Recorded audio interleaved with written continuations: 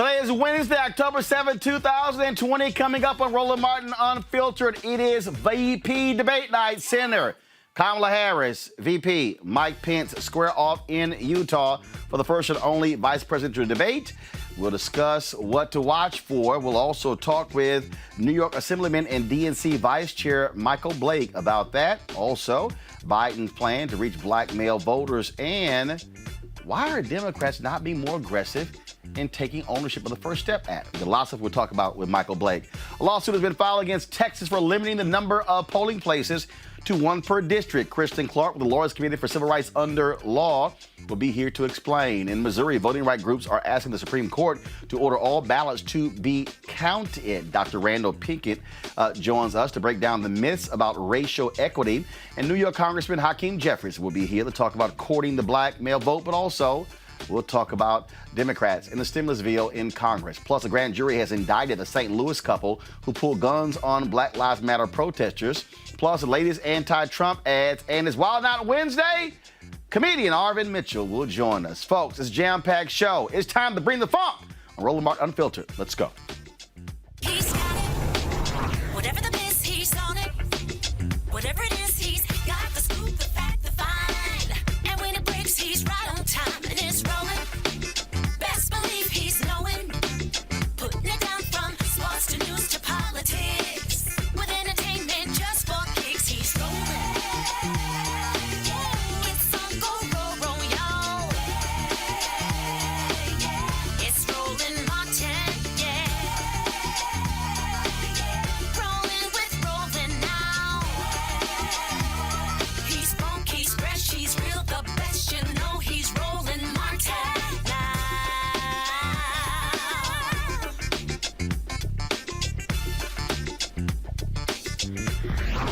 Martin! All eyes on Salt Lake City, Utah, where Senator Kamala Harris and Mike Pence will be debating tonight for the first vice presidential debate. So many folks are looking forward. This conversation will be a lot different from the first debate between Donald Trump and Joe Biden. Of course, a lot of things to talk about. Of course, coronavirus is going to be center stage. It's going to be a partition between both candidates. The Harris campaign mandated that massive outbreak of coronavirus at the White House, and they said, no, we're going to make sure that we are protected. So therefore, we want to see that partition, and the Pence campaign had to agree to that. They also going to be 12 feet apart as well. All of that, folks, as we look at polls showing Joe Biden increasing his lead over Donald Trump. But I keep telling black people, damn those polls. Those are not votes. Ignore the polls. We must stay focused and vigilant when it comes to voting. Of course, lots of things I want to talk about. Joining me now is Michael Blake, New York State Assemblyman. He's also is DNC Vice Chair. Michael, glad to have you here on Roland Martin Unfiltered.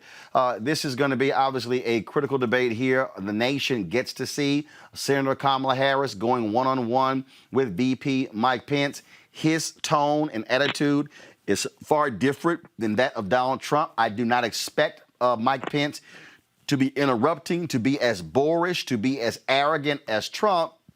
But it is going to be important for Senator Kamala Harris tonight to establish the contrast, especially with Pence being head of the White House Coronavirus Task Force when they've had this massive breakout at the White House. Well, Roland, let's be clear that, Pence may be a little nicer, but it doesn't mean in any way what he's saying is any better. And so this is an opportunity for Senator Harris to make it very clear when she's the next vice president. Here's what we're going to focus on for black folk and communities of color. This is what we're going to do around COVID relief and making sure immediately we have a restart package towards that. This is what we do to protect health care for black communities and brown communities and communities of color.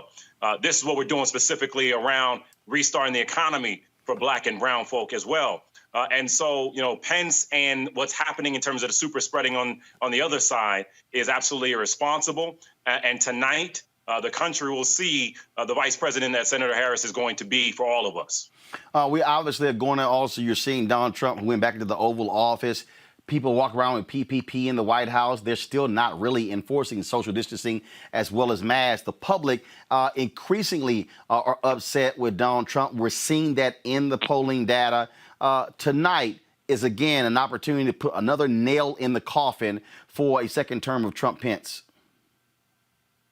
Well, let's be very clear. While we continue to pray for the recovery of President Trump and the First Lady and all those their reckless, irresponsible, chaotic, nonsensical approach is the reason why 200,000 plus Americans, including one of my friends, 46-year-old Zeek Cousins, have been called on home too early.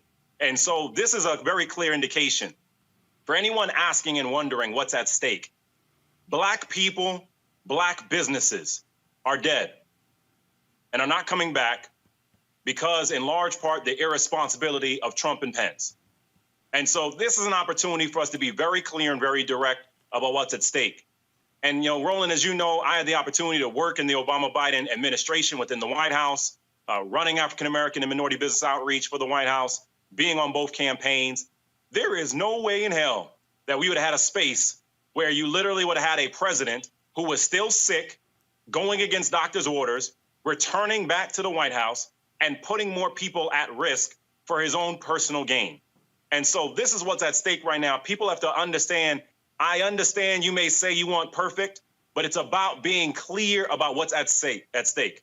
Do you want to survive and thrive? That's why we're saying that Biden and Harris have to win, not just for our sakes, but for the sakes of generations to come as well. One of the things, obviously, when we start talking about the issues there, when we start breaking down, again, how do you get people to the polls? How do you speak to them?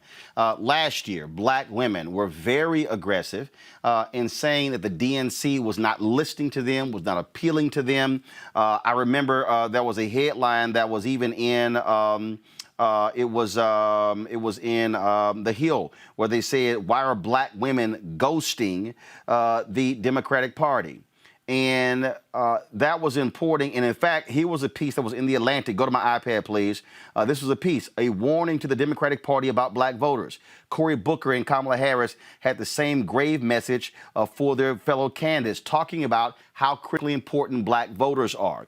That was that particular piece there. Then you also had another piece that was done, again, examining this here. This is from the New York Times. This was a story. Black Americans have a message for Democrats. Not being Trump is not enough. And then I'm going to pull up the third story here that was speaking to this particular issue that people were looking at. This was the LA Times. Women of color pose a question for Democratic candidates. Why should we vote for you? That obviously is important. Joe Biden, Kamala Harris needs to also get back to Obama era levels when it comes to Black voters. How do they do that in the final 27 days? Well, we first are going to have to be much more direct and clear to everybody that it's not just about Trump being bad, but we're going to tell them why we're good. And as a vice chair of the DNC, as the first Black man elected to this senior role since Ron Brown, as a brother who has endured police brutality myself on 2 occasions, and in living in the Bronx where I've seen it firsthand, I want to be very clear with everybody. There is an opportunity on what we can do for Black men, for Black women, for Black people through a Biden-Harris administration. Number one, when we talk about elevating the Minority Business Development Agency to an assistant secretary level and having additional capital to get out to Black businesses, that was not happening before. It not only will help us to survive and thrive and build back better, but it will create more opportunities that didn't exist for many of our businesses. When we talk about what has to happen around criminal justice reform, please stop telling me about only your frustration about a crime bill for Senator Biden at the time, or Senator Harris was a prosecutor. Let's talk about what we have done moving forward around a First Step Act and creating more opportunities through Biden when he was a vice president, and say very clearly, this is about how do we have criminal justice changes at larger scale that would happen in the Biden-Harris administration. Number three, let's talk about when it comes to education, whether it be increased funding for Black males, for Black students, for Black families, whether it be student loan forgiveness. So for all of you, especially HBCU students who would obviously get more funding from the Biden-Harris administration, but having the chances of having your loans forgiven, those are the tactical pieces. But then let's take it to that final state, Roland. When we talk about healthcare, Black men, we're dying. We're losing our lives. We're losing opportunities. And so we have to ask ourselves, do you trust a racist, sexist, xenophobic person who has done everything possible to not help our communities? Or do we put our faith and hands in the Biden-Harris administration for more funding for community development institutions, to make sure we strengthen the Affordable Care Act, to make sure we're addressing when it comes to mental health, to say very concretely that for our people, Black men, Black people, this is what's at stake. And so I'm going all out for the next 27 plus days, because it's not just about how do we make it for these 27 days. I am very concerned about how we make it for the next 27 years and beyond. And so next year in 2021, the 100th anniversary of what happened in Greenwood and in Tulsa, when we have the opportunity to transform the game for us as a people, I am appealing to Black men very directly. Sitting on the sidelines is helping Donald Trump. We need you in the game. We need to stand up for you. We are here for you. And I'm asking for you, pleading with you to believe in what a Biden-Harris administration would be for us as a people. But don't you also need to have Joe Biden and Senator Harris making that case as well? Battleground states data is showing 15 to 20% of Black men will be voting for Trump. Black women obviously do not like the Republican Party. The reality is, sure, you look at the numbers right now, there's an increase in white voters. People are sitting here looking at, this poll, 8, 9, 10, 12, 14, 16 points. I don't believe those at all. And so if it comes down to the margins, look, 5, 10, 20,000 are going to be important. What are you and others saying in the campaign where to Joe Biden and Kamala Harris, where the people can hear them say what you're talking about? We got to do more.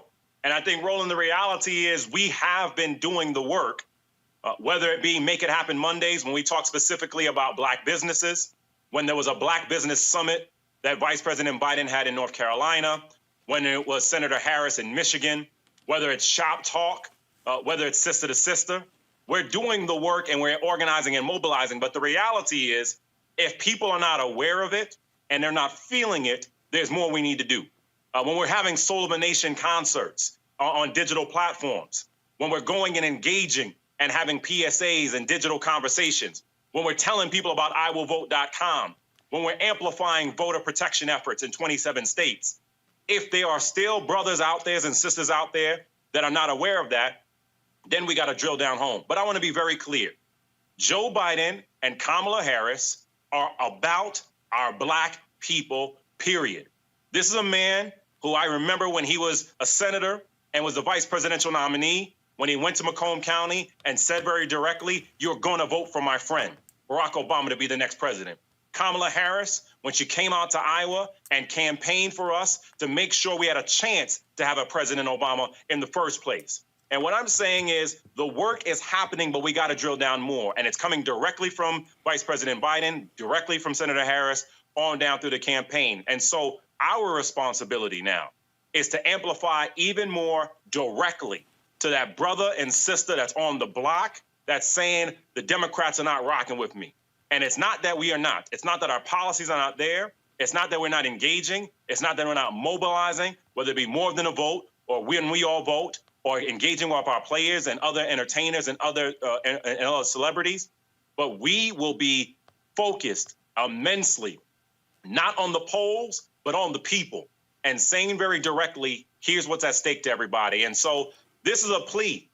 This is us saying that, we need the help. We need your support. We need you to rock with us. And as a DNC vice chair, as I see the opportunity, it's not just about a Biden-Harris victory. This is about what could happen in Georgia with Warnock or in South Carolina with Jamie Harrison.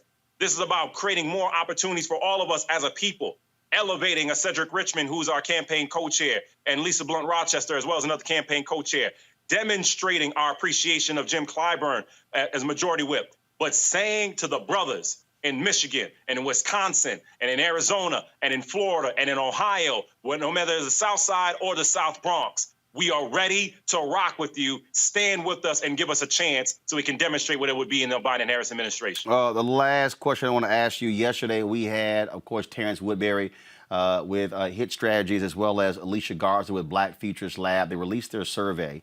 And one of the things that they showed is that voters under 50, whether they were LGBTQ or not, there were some issues there. This is what the Root wrote. While 69% of Black people over the age of 50 felt their vote was an extremely powerful tool to create change in their communities, less than half of younger black folks felt this way.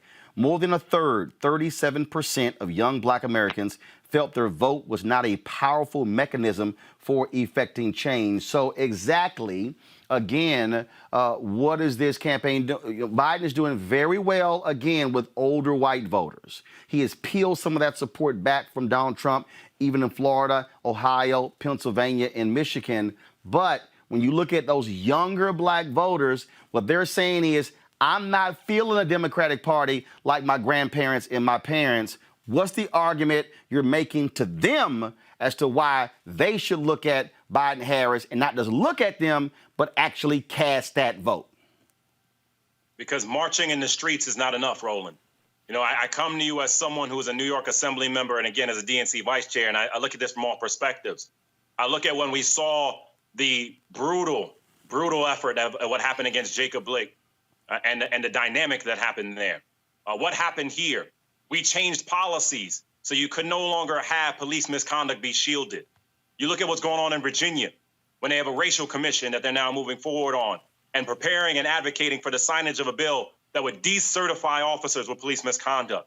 When we saw what happened before in Ferguson, which led to local elections and transformation that happened on the ground. And so what I'm saying to everybody, number one, when we talk about what's mobilizing us as a people, we are pissed off of black people being killed and martyred and left in the streets. We are tired of saying over and over, say her name and say his name. And we think about the work of Until Freedom, of Tamika Mallory and my son and Angelo and everyone else that's there. When we think about Justice League, when we think about Kentucky Alliance, at the end of the day, it is not just about us being out in the streets. We need policies to change. So to my brothers and my sisters, especially younger ones, who are saying to themselves, it doesn't matter. I want to be very clear with you. Are you angry with Daniel Cameron for not moving forward? If the answer is yes, then vote. If you're angry about what happens over and over in Wisconsin and the injustice on the ground, if you are, then vote. If you want to see transformation that can happen on the federal level, so we can have police misconduct understood on the national dynamic, so you can decertify officers that are not doing the right things, then vote.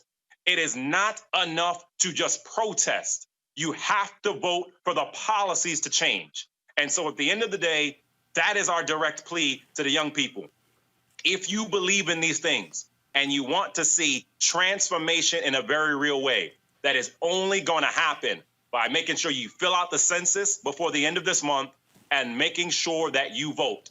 And if you're willing to stand in line for the concerts and stand in line for the sneakers, I need you to stand in line to make sure your vote is counted so that we can actually make some real changes and build back better in 2021. My suggestion to the Biden campaign is what you just said in the last 60 to 90 seconds. Take that, put that sucker into a video and put that on black radio, black TV, and on black digital platforms, because that's the message that needs to be heard, and they need to be hearing it as well from Joe Biden and Kamala Harris. Mike Blake, we appreciate it. Thanks a lot. Always, Brad. Thank you. All right. I want to bring my panel, A. Scott Bolden, former chair, National Bar Association Political Action Committee, Robert Patillo, Executive Director, Rainbow Push Coalition, Peachtree Street Project, Rena Shaw, the Lincoln Project Women's Coalition. Robert, I want to start with you. You heard exactly what Michael Blake said right there. That energy, that direct language is what needs to be on repeat by the campaign of Biden-Harris to reach black voters, but especially black men. Well, you're absolutely correct. And not just that, we need to hear that directly from the candidate himself. We need to hear that from the lips of Joe Biden. And we need to hear that on black media platforms. Again, we are 27 days from the election. And me and you both know a lot of black talk radio hosts around the country. Nobody has had them on their shows. They have not gone down and taken questions. I think since that Breakfast Club interview, they have really just shied away from having those direct conversations with the community. It's one thing to have it through surrogates and through proxy be buried somewhere on a website, but we need to hear the candidates coming in, making these direct appeals, these direct pitches, because guess what? For the first time in probably 30 years, the Republicans are doing exactly that. They are putting money into Black Voices for Trump. They're opening up regional field offices. We're seeing Black Republican candidates having strong ground games around the country. If you look at Kim Klacik in Baltimore, Angela Stanton in Atlanta, or others around the country. So you cannot allow yourself to get out-competed with your base. It's one thing to not get those Southern blue-collar Reagan Democrat Rust Belt voters that they all want to go back to, but you got to be racking up votes and support in your community, and that's not going to happen unless you're getting in there, putting in the groundwork, and making sure people are motivated, not through surrogates, not through other people, not just through bought commercials, but by being there and talking to the community. And Scott, look, I mean, I made it clear to the Biden campaign that I want to see Joe Biden on this show, at least a minimum 20-minute interview. Same thing with Senator Harris. We have not had Biden since February. We had Senator Kamala Harris several times between April and July, but not since, of course, she got the nomination. That is important. It is important to go to those platforms. I know that they've been on D.L. Hughley's show. I think they did Ricky Smiley's show, Steve Harvey. But those things have to happen. Look, this is real simple. Let me just be as clear as possible, Scott. I do not trust these white voters. I don't trust. I'm not believing any of these numbers. How I see this whole deal, you have to be running like you down 10 points, saying we going after everybody that we can, and we gonna do what's necessary to reach them. Because you know those numbers are false. Those numbers for Trump are always underreporting because people are afraid to say they're going to vote for Trump, whether they're black and white. And so we've got to run scared. But let me say something about Michael. Michael has a very dynamic presentation. I wish Biden Harris were as dynamic as he was and as focused as he was. But if you were to piece through Michael's representations as to why young people should vote and black people should vote, right? He needs to be talking, and he did at some point, not talking about what we're going to do, but what the Democrats have done. Because young people are not really listening because those are promises. And young people don't see an effective or efficient response to voting or marching. They're just out there because they're angry. And so the Dems have got to come up with something bigger, better, and brighter. But it sounds like a lot of promises. And Trump's not enough. They're not going to vote for Trump either. And my theory is they won't vote at all because this is just more promises. When they listen to P. Diddy and others, these are just more promises. I want some guarantees. And that's going to be a challenge for the Democrats in 2020. Rena, here's a perfect example. Donald Trump has been out here and he's running ads featuring former NFL players touting the First Step Act. Here's the deal. The First Step Act was passed by a democratically controlled House. We're going to be joined later by Congressman Hakeem Jeffries, and I'm sitting here going, why are Democrats ceding him the complete ground when it comes to that? Why are Democrats, when he's running around out here, the reality is that bill was really a prison reform bill, and then when it went to the Senate, led by Senator Cory Booker, Senator Kamala Harris, Senator Dick Durbin, Republican Chuck Grassley, Senator from Iowa, they said, no, this bill has to be strengthened.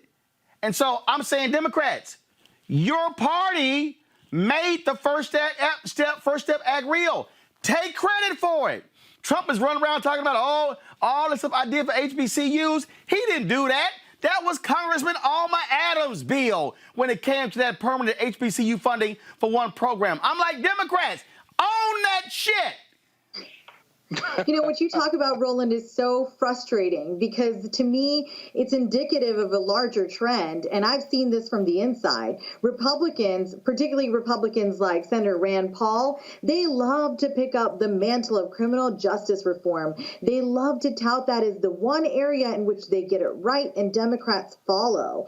And that it's an area also, well, this is a positive thing, for bipartisan bipartisanship, because we know that's pretty much extinct in this era. So again, I've also been frustrated by what it seems like Democrats' inability to message well on this, on what they're getting right. It seems like Republicans win out because they're louder on this. They're saying, look at what we did, look at what we did. And it's almost like creating distractions. So on something so massive, whether you're talking about First Step Act or talking about HBCUs, it's like the Democrats have not been able to really grab the narrative and claim the narrative, even though it was theirs to build, launch and build, rather. So I'll say this about Kamala Harris. I mean, look, she's a HBCU grad. I think this is indicative of also something that she's just going to have to really put on display tonight, and that is her ability to hit back when she's hit. She's so good at delivering the punch. I love how she delivers the punch. But when she's tasked with hitting back, it's like I see her freeze up. And we saw this in the debates before with her Democrat opponents in the primary. So I just really, again, it's a frustration on messaging and truly the inability to hit back at Republicans. Look. Here's the deal. Here's the deal for me. Here's the deal for me. Okay, let's take about to our Congressman Alma Adams. This is rolling. If I'm the Biden-Harris campaign, if I'm working on their digital team, if I'm working in their ad team, I have Congressman Alma Adams do a video and say, "Hi, I'm Congressman Alma Adams from the great state of North Carolina." Have y'all heard Donald Trump running around talking about how he made funding permanent for HBCUs? Then I played a little clip. Then I would say, that was my bill. I'm a graduate of North Carolina A&T. I'm the one who made the bill possible. Donald Trump didn't lift a finger. He didn't even know what that particular bill was. So Donald, stop taking credit for the work of black women, because all you doing is doing exactly what folks have always done, and that is take the credit of black women. I'm here for Biden-Harris. Damn it, run that. I mean, I'm just saying, you have to go for the jugular, Robert, and undercut them where they think they are strong. Yeah, and a lot of, as a Falcons fan, I know it happens when you get an early lead and then you stop paying attention. And I think that some of these poll numbers have convinced the Biden-Harris campaign that they can start taking it easy and Cadillacing their way to the end. You got one poll saying you're up 14, another saying you're up 16. Every swing state poll says they're leading. And I think for that reason, they've taken their foot off the gas pedal. It's very important to see this thing through to the end. Do not think that you are winning. We see what happens when you're up 28-3. Sometimes you don't end up coming out with a W. So it's important for them to keep going, push harder, and don't shy away from the hard conversations, because at some point you're going to have to actually talk about these issues, whether it's before or after the election. And there are a lot of checks getting written right now. They're going to have to cash those and be ready to satisfy all the parts of the coalition. I give you this here, Scott. I'm just going to give you one more, okay? This is just me. I will have a copy of Donald Trump's platinum plan. Hell, just put on a blank sheet of paper like Trump does. So imagine them putting this video out. Hi, I'm Senator Kamala Harris. I'm sitting here looking at Donald Trump's platinum plan for black people. Have y'all seen it? Donald Trump said that he is going to push for the anti-lynching bill to be made law. Donald, do you mean the bill that I co-sponsored with Senator Cory Booker and Senator Tim Scott? You mean the bill that you didn't lift a finger for when Senator Rand Paul blocked it? Blocking it, exactly. Scott, stop talking. I'm doing a commercial here. This is where you say, I don't recall, Donald Trump, where you sent a tweet out or made any statement in support of the lynching bill when it was law. Also, I see here that you say you want to make Juneteenth a national holiday. Well, I don't recall, Donald Trump, when Senator Ron Johnson of Wisconsin blocked that from actually happening in July. Did you send a tweet out about that? No. Did you talk about it at a news conference? No. Did you even discuss it when you called in to Fox and Friends? No. Donald, your platinum plan ain't worth the paper that it's written on. you are not serious about the interests of black people. That's that.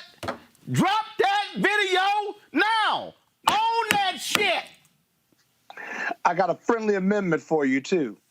Those 25,000 lies he stole over 4 years makes that platinum plan completely devoid of any credibility, but completely false promises. And you got 25,000 reasons why to believe it's false. But more importantly, he promised an urban agenda when he went to Detroit in 2016, and we haven't seen an urban agenda or that platinum plan. He doesn't need a plan to act, right? He could do that anyway over the last 4 years. He hadn't made it a priority. So what makes black people think, black Republicans, that he's going to make it a priority for them if he wins between 20 and 24? It's complete nonsense and ridiculous. So Okay. stop it. You're right. It's not All worth right. the paper it's on. Rena, last one. This is what you do. You go get one of them doctors, or you get, somebody with a pre-existing condition, and you have a camera following around D.C. You know what they do? They go to different places. They say, "Hi, I'm looking for Donald Trump's health plan. Have you seen it?" Because he keeps saying that he was going to present it. Because he said it during the campaign he was going to present it. Then I would go to another location. Have y'all seen Donald Trump's health plan? I would be lifting up trash can. I'm looking for the health plan. And then I'm splicing in when he was on Chris Wallace's interview saying, I'm announcing it in 2 weeks, which took place in July. And then in September when he said we're going to have it in another 3 weeks. And then with Kayleigh McEnany say, well, if you want to know what it is, come work at the White House. My deal is, my deal is you ridicule them and you literally drop those videos. You make those go viral. Don't just leave it up to the Lincoln Project who you with, Rena. Damn it. That's right. Do that. What you do is, that's Donald Trump hates being mocked. Mock the hell out of Donald Trump. I rock with the Lincoln Project. Why? Because they are the only vehicle, I believe, in so many months. Now, there's, of course, Republican voters against Trump. They're doing great ads as well. And those are really sort of state specific and they're really going grassroots. But the Lincoln Project, there was really an entryway for this because the reality is that nobody was able to put out compelling digital ads. And now this is really what campaigns have been about. I've been an operative for a long time, and what I've seen is that the reliance on digital is so heavy these days. And I've never seen that drop the mic content, that stuff that goes viral. I just have not seen it from the Biden campaign. And so why are people drawn to the Lincoln Project, this nascent effort? Not because of all these former Republican operatives that came together to put together a really unconventional coalition and essentially a super PAC to draw at these ads, but it's because there was a failure on the part of Democrats. So I hear you 100%, but the reality is this. There are big egos on the left. The left has been fractured for a long time, and it continues to sort of pervade what's going wrong. I believe there's also a bit of disorganization within the Biden campaign because of the big egos, because it took so long for him to make it out of that primary process. I mean, I think he entered the race, as everybody knows, expecting that everybody would just clear the way for him, and it didn't happen like that. So I think let's be clear, they were also not the broke. contest that they wanted at this point. Well, here's the deal. They were also broke as hell. Here's the whole deal. Here's the deal. They raised $364 million in August. They raised more than that in September. You've raised $700 million in the last 2 months. I'm saying put that money out there. You gotta be able to go aggressive, go hard. And I'm talking about hard. That's what I'm saying. Blanket black websites, blanket all these platforms, blanket Facebook, go after them, mock them. Every time he says something, mock them, sit here, hell, go sit there and get a mask made. I will make America great again with Joe Biden. I don't care. What you do is you simply get aggressive with it. Talking about getting aggressive, the Lawrence Committee for Civil Rights under law will do the exact same thing. 27 days, y'all, before Election Day. All right? And so we know what's happening in 26 days. I'm sorry, what's happening in Texas. All right? And whereas Governor Greg Abbott just totally screwed the voters there. Okay, folks, y'all roll a video that I sent y'all from Texas of the people. This is the lines in Harris County. Y'all, Harris County alone, this was from yesterday, is bigger than 2 or 3 states in the United States. Because Greg Abbott limited one drop box in each county, these are the lines you're seeing right here. Okay, now, same thing happened in Ohio. Republicans did the exact same thing there. Get the Ohio ready. This is the video right here from Ohio. Same problem. Look at all those people. They want to frustrate people. They want you to quit. That's their end game. Joining us right now is the leader of the largest committee for civil rights under law, Kristen Clark. Kristen, y'all have joined. First of all, there are other groups that have sued the governor as well. What is the focus of y'all lawsuit regarding these drop boxes? There is a pandemic, and people have been taking advantage of the opportunity to vote by mail, and they are dropping their ballots off at drop boxes. And, you know, it's remarkable in Travis County and in Harris County and all across the state, we're seeing people who are making the best choice for them, given the fact that there is a pandemic. They're going out and voting in record numbers and voting by mail. In Harris County, by October 1st, 71,000 people had requested absentee ballots. And, you know, back in 2016, only 27,000 people had voted by mail. So it's almost as if these numbers have scared the governor into making this 11th hour change. Oh, no, Christian, let's be real clear. The reason it scared him, because here's the deal. It has nothing to do with Biden-Harris. What it has to do with is Democrats have been owning Republicans in the suburbs in Texas in the last 2 elections. The Democrats are now 9 seats away from taking control of the Texas House. If they win those 9 seats, they now control the Texas House for the first time in more than 20 years. That is what he's afraid of. And he's also afraid of black and brown people getting out and voting, right? That is what we allege in the lawsuit that we filed yesterday, that this is discriminatory, and it is a clear attempt to suppress the votes of black and brown people in particular. We know that the pandemic has had a devastating impact across Texas. We know that black folks are 2.6 times more likely to be diagnosed with COVID. And so this is also about silencing voters of color. But, you know, look, Roland, we filed over 24 lawsuits since the pandemic, and we're fighting in Ohio. You just talked about the crisis there, and we're in court as well in Ohio. We're fighting in places like Mississippi, where they are mandating that you get your ballot witnessed. We're fighting in states that are vowing to reject ballots if people make small errors or omissions. So between now and Election Day, that's what we're going to do. We're going to take this battle to the courts and do all that we can to make sure that our votes count in 2020.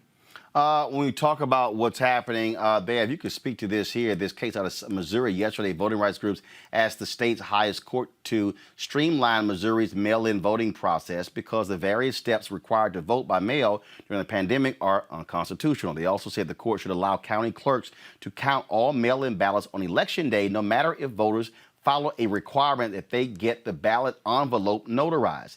The ACLU asked the judges to overturn a Cole County decision dismissing claims that requiring some voters to get mail-in ballots notarized is a step that could expose people to coronavirus. An attorney for the state said it would be unfair to change the rules after voting has begun. This is the thing that we're seeing, the same thing in South Carolina. The Supreme Court said, no, you've got to have witnesses.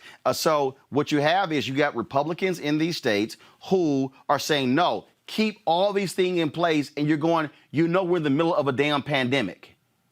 Right. I wonder how that judge would react to what Abbott did. I mean, he changed the rules in the middle of the game. People across Texas have been going out and returning their ballots to these locations that literally have been shuttered on October 1st because of Abbott's 11th hour decision to change the rules of the game. So we're going to keep fighting, and what we need people to do is to be vigilant. If there is something happening in your community, we need you to sound an alarm and report it to our election protection program, our nonpartisan voter protection program. It is anchored by the 866 Our Vote hotline, and we are going 7 days a week pushing back against all of these restrictions and barriers that are being put out there to silence us and to prevent us from having voice in this election. We're going to do everything in our power to make sure that everyone has voice in our democracy during one of the most consequential elections of our lifetime. All right, Kristen Clark with the Lawyers Committee for Civil Rights Under Law. Again, give that voter protection number for folks so they can hear that. 866-OUR-VOTE, 866-OUR-VOTE. And if you'll allow me, Roland, I just want to share one other piece of breaking news. Sure. About an hour and a half ago, we got a decision from the Ninth Circuit in our battle against the Trump administration concerning the 2020 census. The count goes on. There are still several states, particularly in the South, where we have not achieved a full and fair count of the population. And the Trump administration, in true form and fashion, had tried to curtail the count. So we have been successful.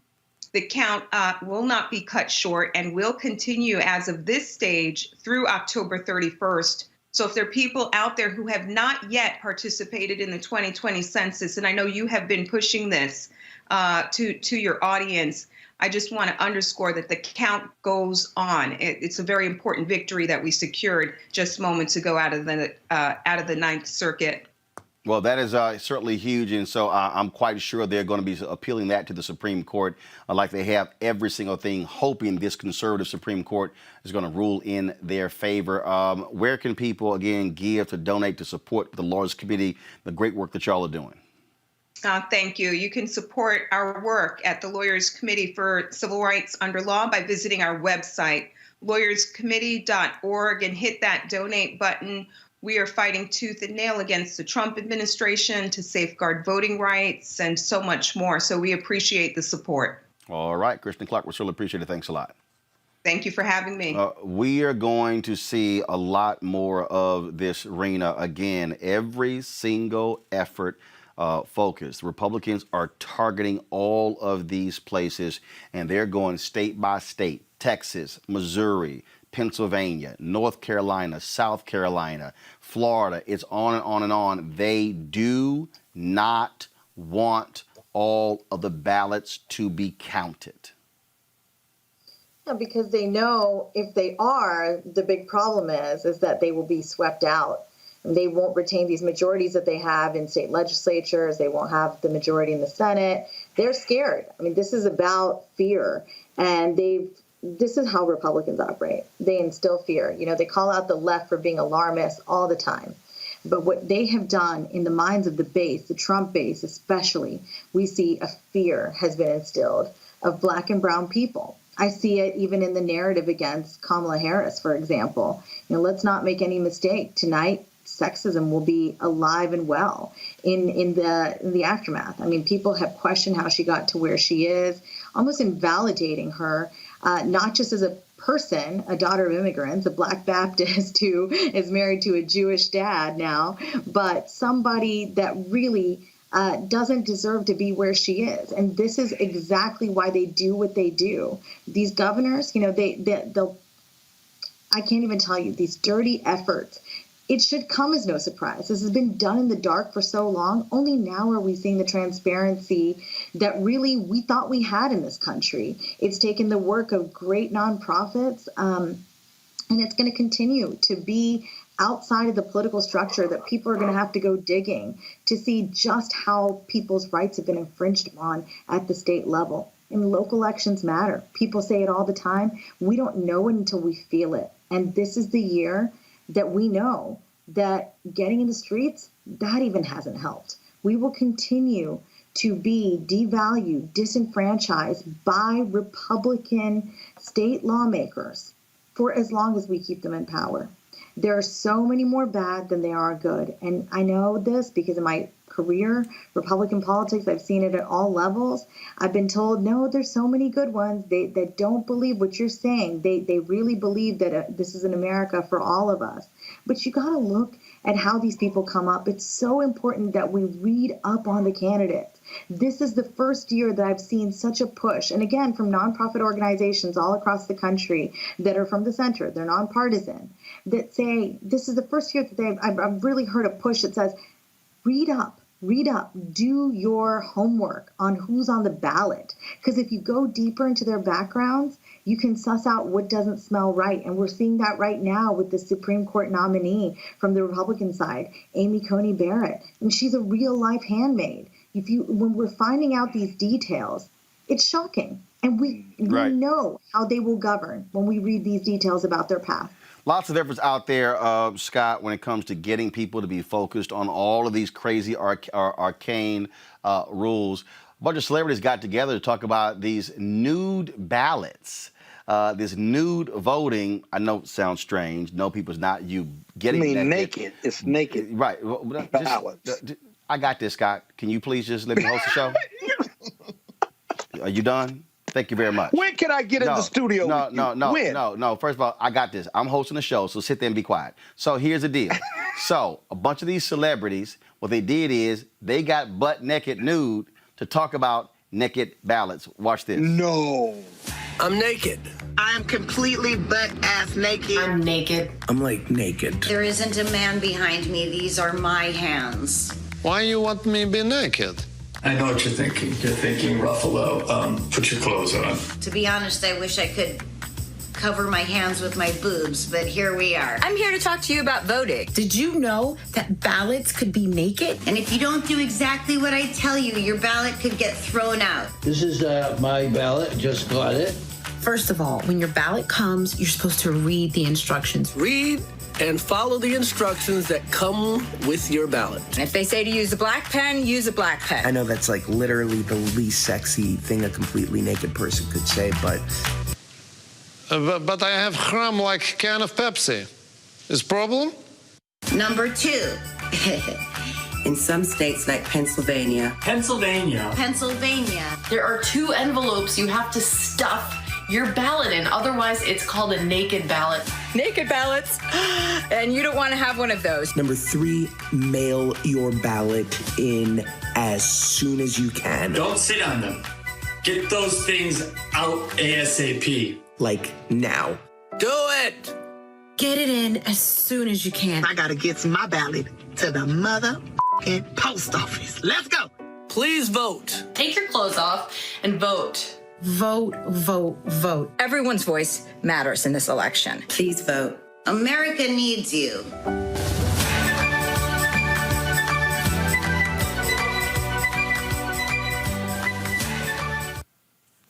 Hey, God, Can they run that? Is that legal? Yes. With the FCC? What are you talking about? Yeah. There were boobs. There were breasts in that promotion. Are you a real lawyer? I asked a question. Of course, I'm a real lawyer. Are you a Don't real start. lawyer? Don't start. Robert, you're a lawyer. Can you please explain? Robert, can you please explain to Scott that if you're not actually showing breasts and you're showing covered up breasts, yeah, you can actually run But it. I knew it was there. Look, that's our moral important. standards as a nation have fallen pretty significantly. And the majority of those people, I knew it was there. I don't think anybody had any interest in seeing the majority of those people naked. Could have done without most of that. But it's a good message. I think it's very important for us to get that information. This week, the Rainbow Push Coalition is holding our 21st annual Creating Opportunities Conference. And our first session tomorrow is on exactly that, on securing the vote with Barbara Arnwine, Nsé Oof, C.K. Hoffler. It's important for us to have these conversations because what you never see is Republicans doing get out the vote drives. You never see voter registration drives from Republicans. Their goal is to have as few people vote as possible. In the last 30 years, Republicans have won the popular vote in a presidential election one time in 2004. They have no intention of getting the majority of the vote, and they will try to put every roadblock in place to stop that. So it's important for people to get this information. However you want to give that information out, if you want to do an ad like that, fine. If you want to be part of the conference tomorrow, Rainbow Push, register at rainbowpushatlanta.org. But it's important to get information out, but I could do without seeing Josh Gad naked probably ever again. Reese Colbert of Black Women's Views, she actually also put out a video. She's not naked. Talking about, again, the different rules in various states when it comes to absentee balloting. Well, a lot of people realized they saw the focus on this Pennsylvania, they're talking about naked ballots. Every state has their own particular idiosyncrasy when it comes to absentee balloting. Some require notarized, some require witnesses. It all depends on your state. This is what Reese put out today. Hey, y'all. We are less than 30 days away from the election, but guess what? The election is now. More than 5.6 million people have already cast their votes. Absentee ballots are being mailed out. Early voting is starting in even more states. But guess what? We want to make sure those votes count, okay? I am seeing alarming numbers. For instance, in one county, North Carolina, Black voters have an 11% rejection rate. We cannot let that stand. I understand that ballots come with instructions, but obviously that ain't enough. So what I've done is I've put in 12 hours of research and more on finding absentee ballot instructional videos for every state. Unfortunately, not every state has them for the 2020 general election. There might be some that are for the primaries or years older, but I didn't include those in this list. So this thread, this list is going to be for every state that I was able to find it for, which is 36 states, how to fill out your absentee ballot. Now, I do want to make some disclaimers. Number one, even within the state, there are varying ballot designs depending on the county. So these videos that you watch, they're going to most likely be for one specific county. Now, rules like signature requirements, if you require a notary and things of that nature, will be universal across the state. So that's important information to keep in mind. You can always look up your specific information. First of all, read your ballot, read the instructions, okay? But you can also contact your county board elections or whoever your elections official is. That information is normally enclosed with your ballot. You can also usually download sample ballots. So I want you to just have this as a guide to share with those, and so that you get an idea of how to fill out the ballots in your specific states. There's more information out there. Hopefully this will be helpful to you. But the most important thing is, number one, follow the instructions in your ballot. Even if it's different from what you see in these videos, make sure you follow your ballot's instructions and make sure that you follow all of the instructions and that you get it in on time and early. Let's win, y'all. This is the kind of stuff that Democrats have to be doing, Scott, because we're now living in a virtual world. You gotta walk people through those things. And, you know, look, that naked video, this video, and others, these are important since we're gonna see an explosion of people voting by mail. I like them. I think it's important. But as I've said to you and others before, I don't think they are the most important because they're not dispositive of people of color, black and white, actually being dragged to the polls or actually counting that they've sent in these mail-in ballots. That if the investment of dollars by all of these groups and individuals, I would hope that they would invest some in either dragging people to the polls or monitoring how many people have mailed these ballots in correctly, incorrectly, doesn't really matter. Scott, hold up. The whole point of the videos is to educate people who choose not to be dragged to the polls. I got it. And so, no, wait, I'm not done. So, I'm not done. Actually, here's the deal. If there are people who say, I don't trust going out, I'm elderly, or I don't want to stand in those long lines, if they say, I want to do mail-in balloting, you have to, this is critically important to walk them through. Here's the deal. Some will vote on November 3rd. Some will vote early. Some will vote mail-in. They all are important. There's no such thing as this is more important than this one. They all are.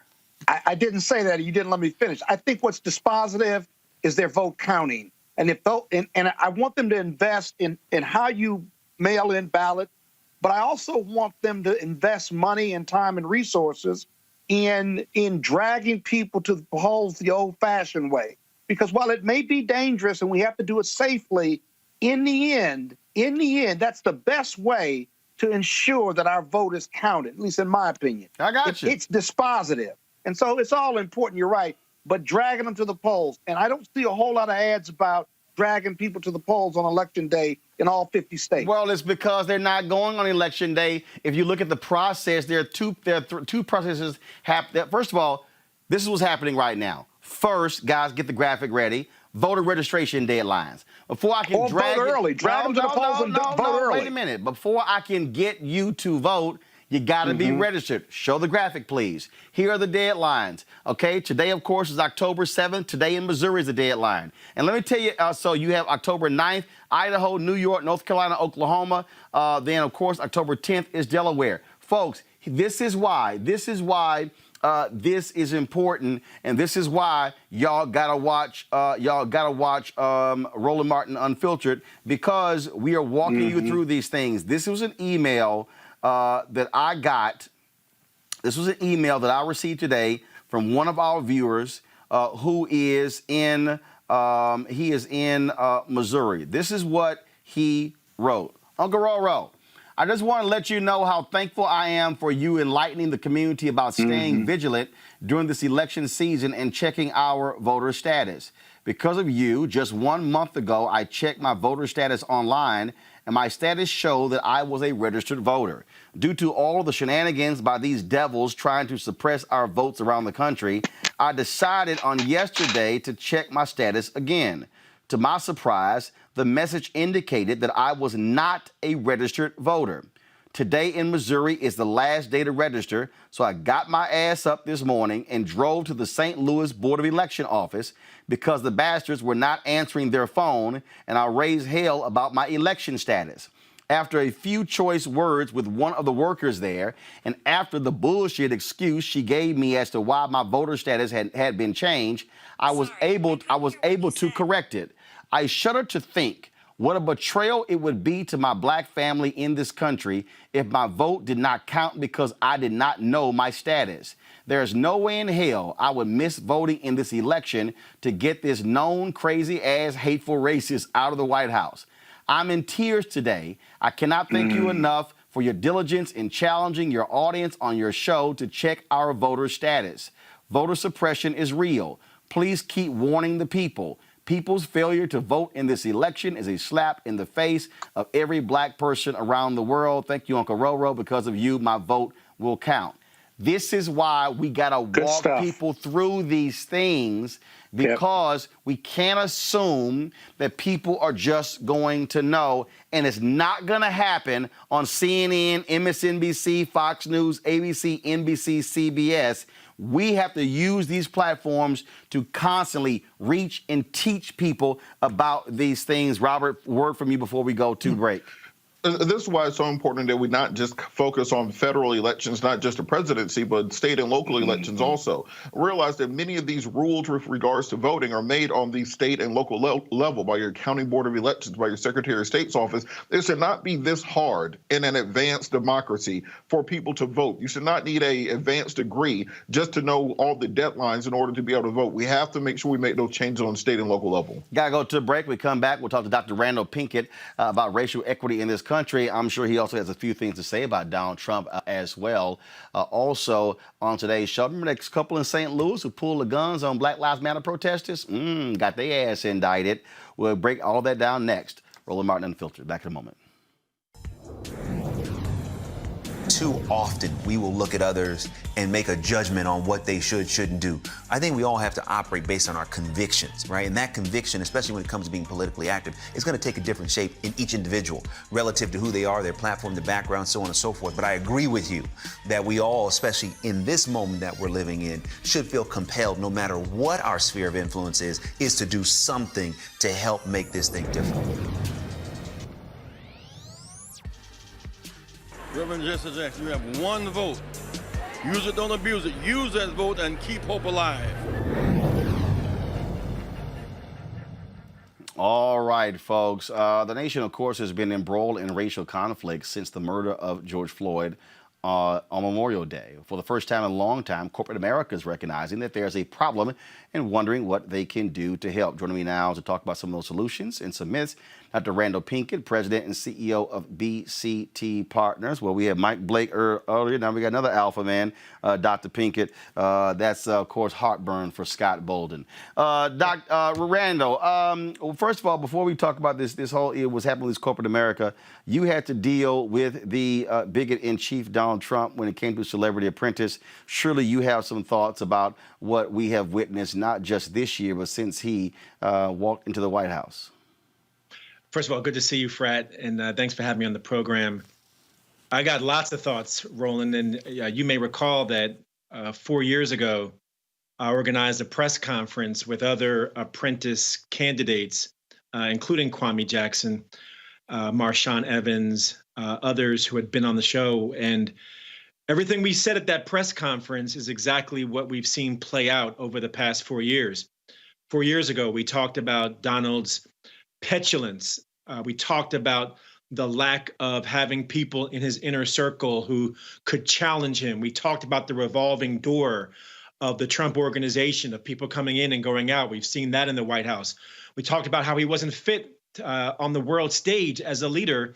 And we talked about his blind spots in having a temperament that would not admit when he's wrong, that would not does not like being challenged, and is oblivious to his own shortcomings when it comes to being a leader. And our argument then is my argument now, that he wasn't fit for leadership 4 years ago.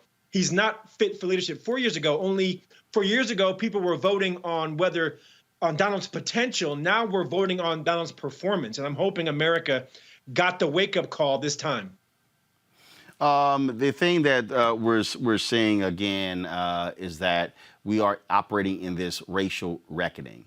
And really what is happening is that you are seeing white folks, especially young white folks, aligning with African Americans, demanding the issue of race be addressed. That is what is causing these corporations to really sit up and pay attention. Without a doubt. Without a doubt. George Floyd and arguably Ahmaud Arbery and Breonna Taylor, I mean, there was a buildup to George Floyd, so we can't look at that incident in isolation. But without a doubt, 2020 has been a year unlike any that we have witnessed on the matter of racial reckoning. And corporations were quick to come out of the gate to release their statement and to commit dollars to different causes. But now is where the rubber is meeting the road. And, you know, my firm, BCT Partners, I mean, we are at the forefront of doing work around diversity, equity, and inclusion. So I've been in dialogue with global CEOs. I've been in dialogue with corporate executives. And I'm seeing two dynamics.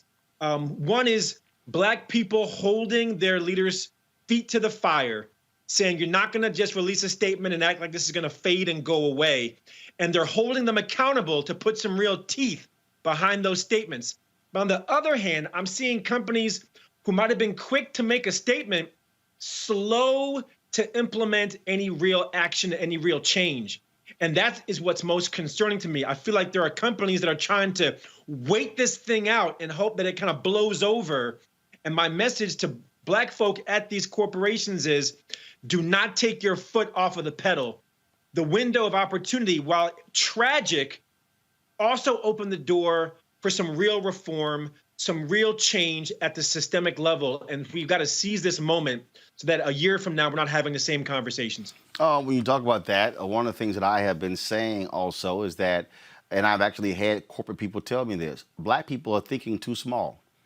There are people who are going to these corporations with these small asks, and I'm sitting there going, no. This is the moment where you ask for a lot of stuff. This is where you're going for that big number.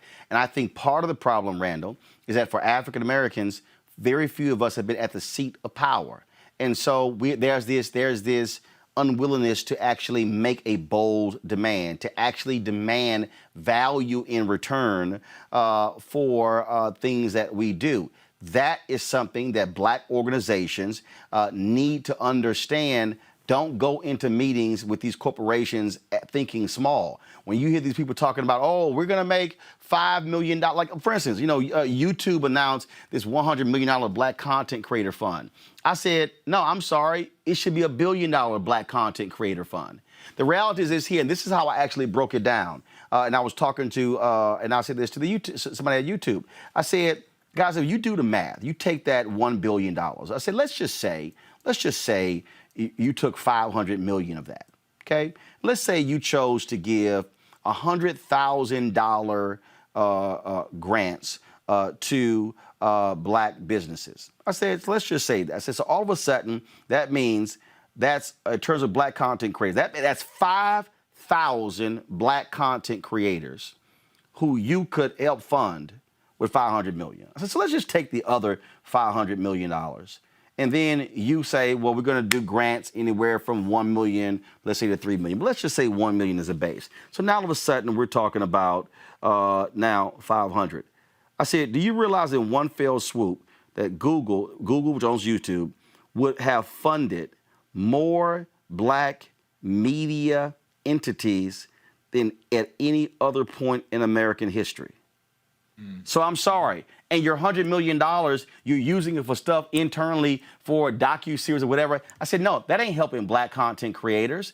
I don't need YouTube spending $1 million or $2 million on a documentary that is going to be seen maybe with 2 or 3 million views when I could take the same $2 million and literally do 700 hours of content for a year versus you doing a 2-hour show. That's thinking differently with how you spend dollars. I'm with you, and I'm going to lift up 2 things that you said. First, on the front end, part of the maturity, I believe, of the black community is moving beyond making a request to making demands. And to make a really important point, I think as we've come to realize our power and not underestimate our power, we're beginning to see how we can leverage it. And this is one of those moments where we have to pivot from being passive to being active, to making requests to making demands. And you'll recall right before Kamala Harris was named Joe Biden's running mate for vice president, I, along with others, signed on to a letter from black men demanding that Biden make a black woman his running mate for vice president. And that was not only symbolic, but also metaphoric of more of what we need coming from our community. But you also know that I released this video, interestingly, on YouTube, the 7 myths of racial equity.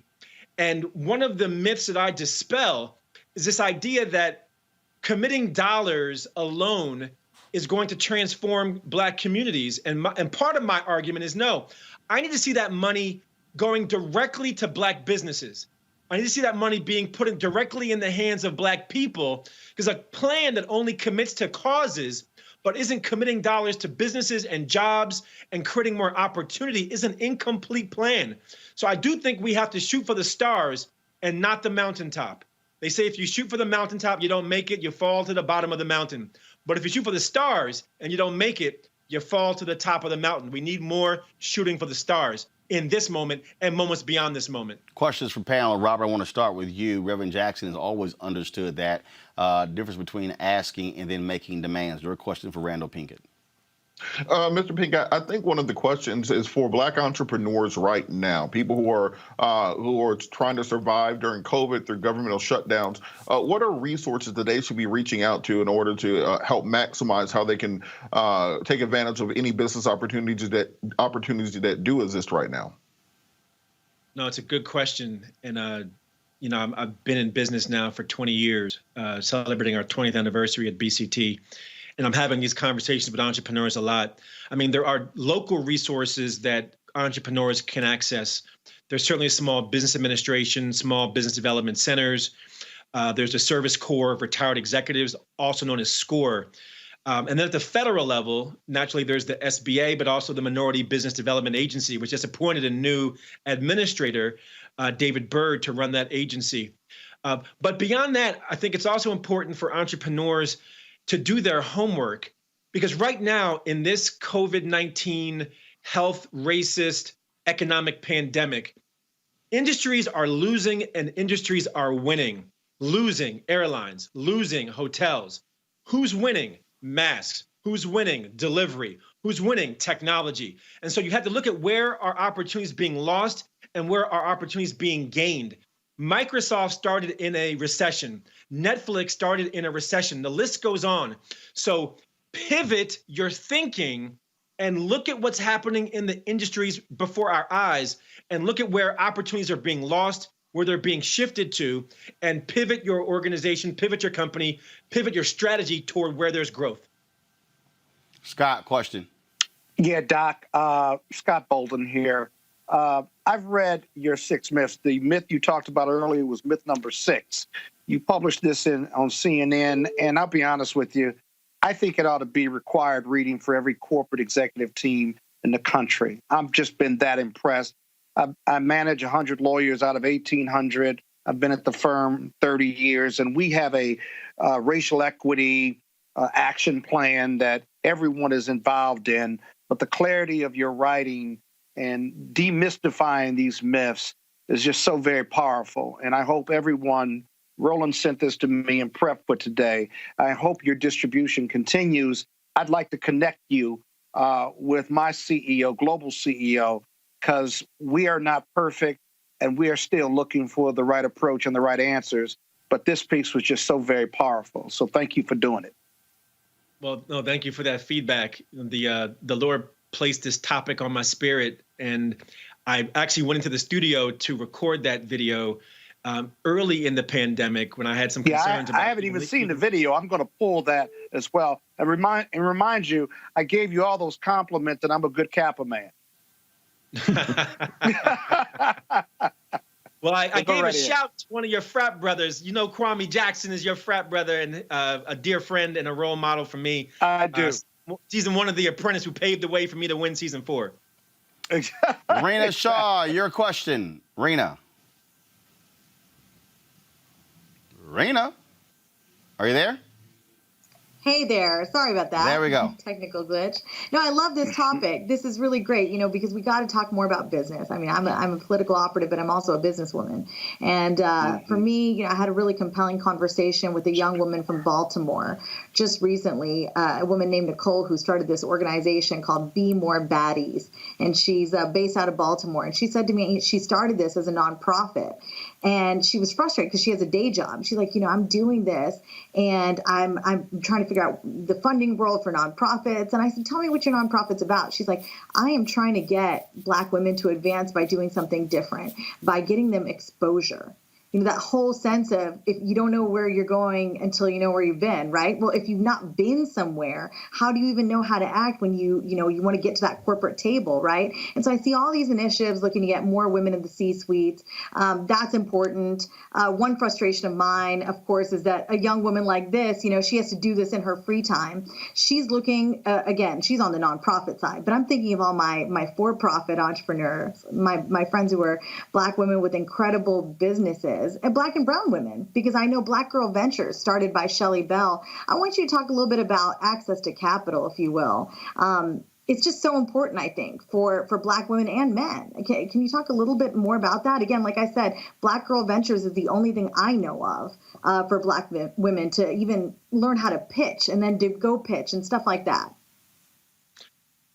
You make a really great point, and I have to say, again, having been in business for 20 years, and my company is now one of the largest Black-owned businesses in the country. We're number 92 on the Black Enterprise 100 of the largest Black-owned businesses.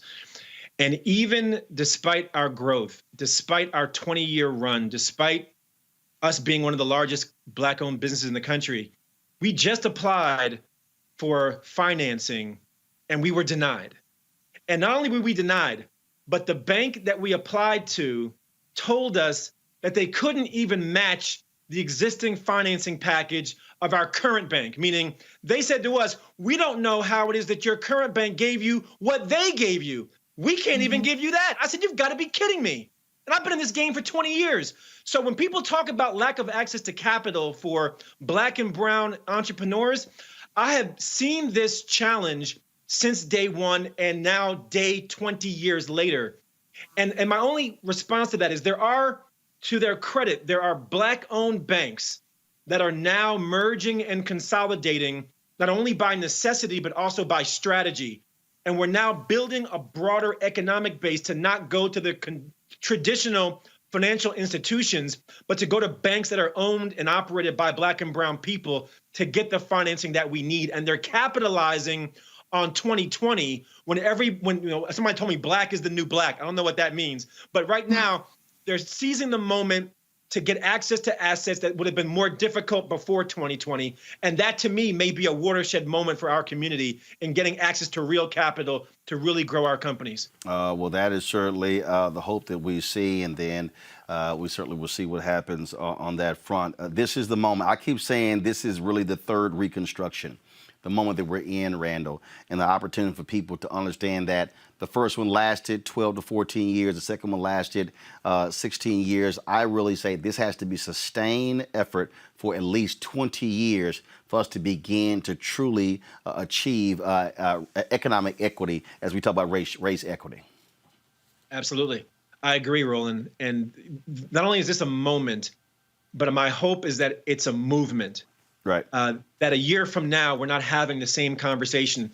You know, every generation has its moment. This is ours. Let's be clear. Like, we're in it right now. The confluence of COVID, a recession, the racism pandemic, an election, the list goes on. Like, 2020 is it. So if we're not mobilizing, organizing, and seizing this window to turn the moment into a movement, then shame on us. That when we look back generations from now and they ask the question, what did you do in 2020?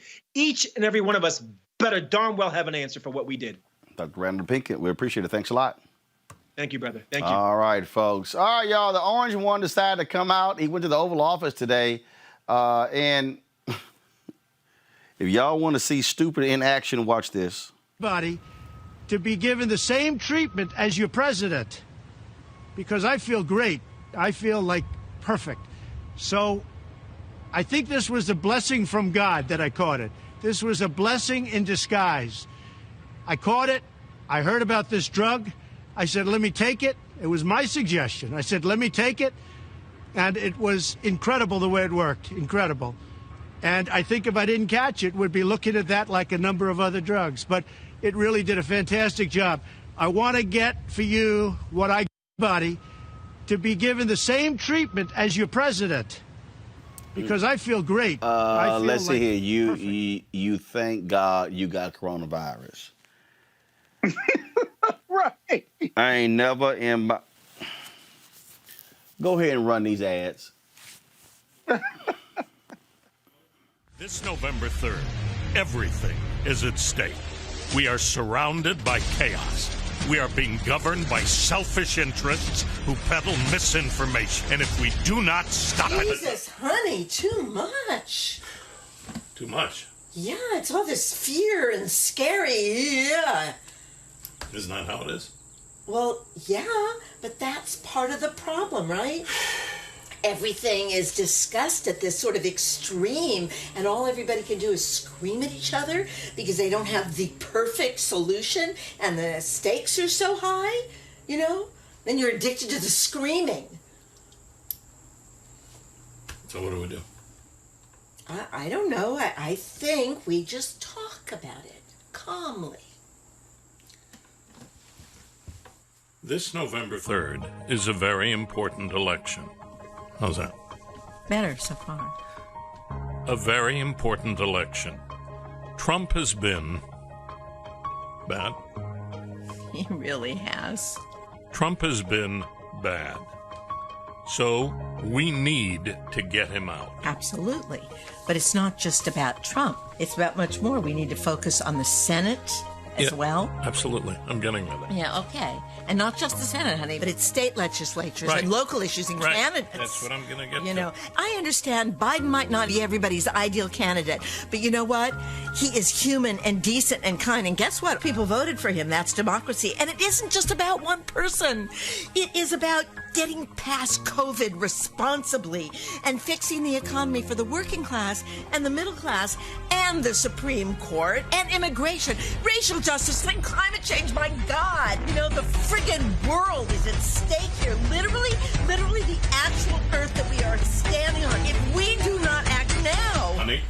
Oh! Honey? Yes! You are doing exactly what I was doing. Oh my God, you're right. I am, aren't I? God, it's so hard not to. Point is, this is really a vital election. It all comes down to a few states and races. Yes, which is why we need to get out the vote and why everybody needs to help everybody get out the vote in any way they can, because come November, whatever the outcome, this is just the beginning. We are going to have to fight for these issues for a very long time, and we can't do anything unless we vote. Absolutely, because if we don't, it's going to be just more fucking chaos!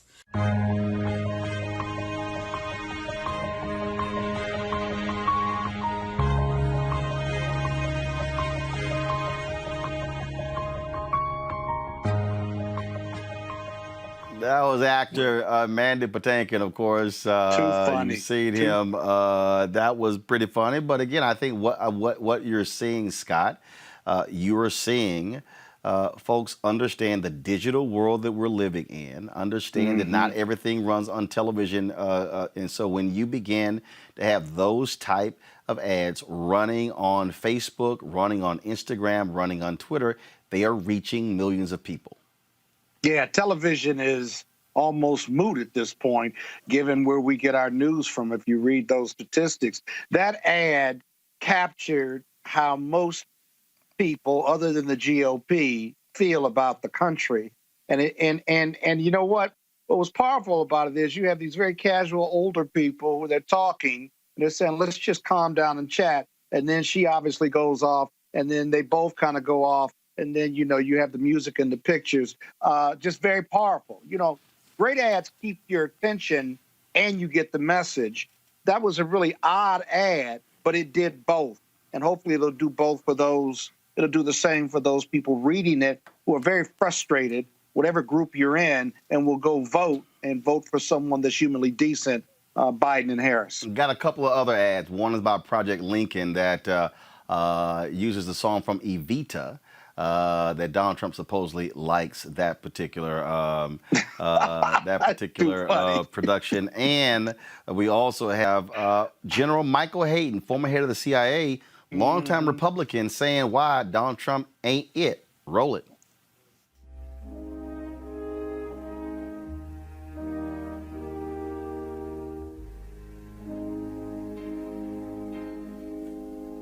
Don't cry for me, White House staffers. The truth is I will infect you. All through my tweeting, my mad existence. I broke my promise, won't keep my distance. I always say too much. Never mind the thousands of lies I have told to you.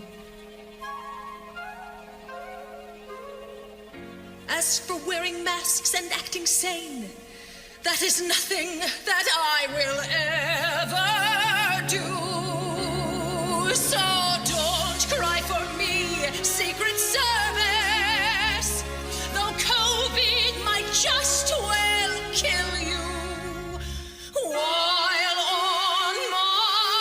Joyride, I spread the virus. I broke my promise, won't keep my distance.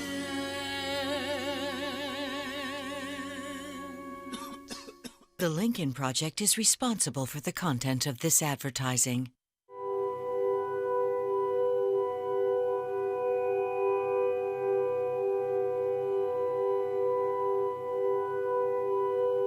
I'm Mike Hayden. I was the former director of the CIA and the NSA. If there was another term for President Trump, I don't know what happened to America. Truth is really important, but especially in intelligence. President Trump doesn't care about facts. President Trump doesn't care about the truth. He doesn't listen to his experts. The FBI says white nationalism is a real problem, and the FBI wants to do something about it, but the president doesn't want to talk about that. He doesn't keep the country safe. It's unbelievable. I was 40 years in the military, okay? Alliances are wonderful. Alliances are win-win. And now I don't know what's happening to our alliances. I mean it. If Trump gives another term, I think many alliances will be gone and America will be alone. And that's a real problem. I absolutely disagree with some of Biden's policies, but that's not important. What's important is the United States, and I'm supporting Joe Biden. Biden is a good man. Donald Trump is not.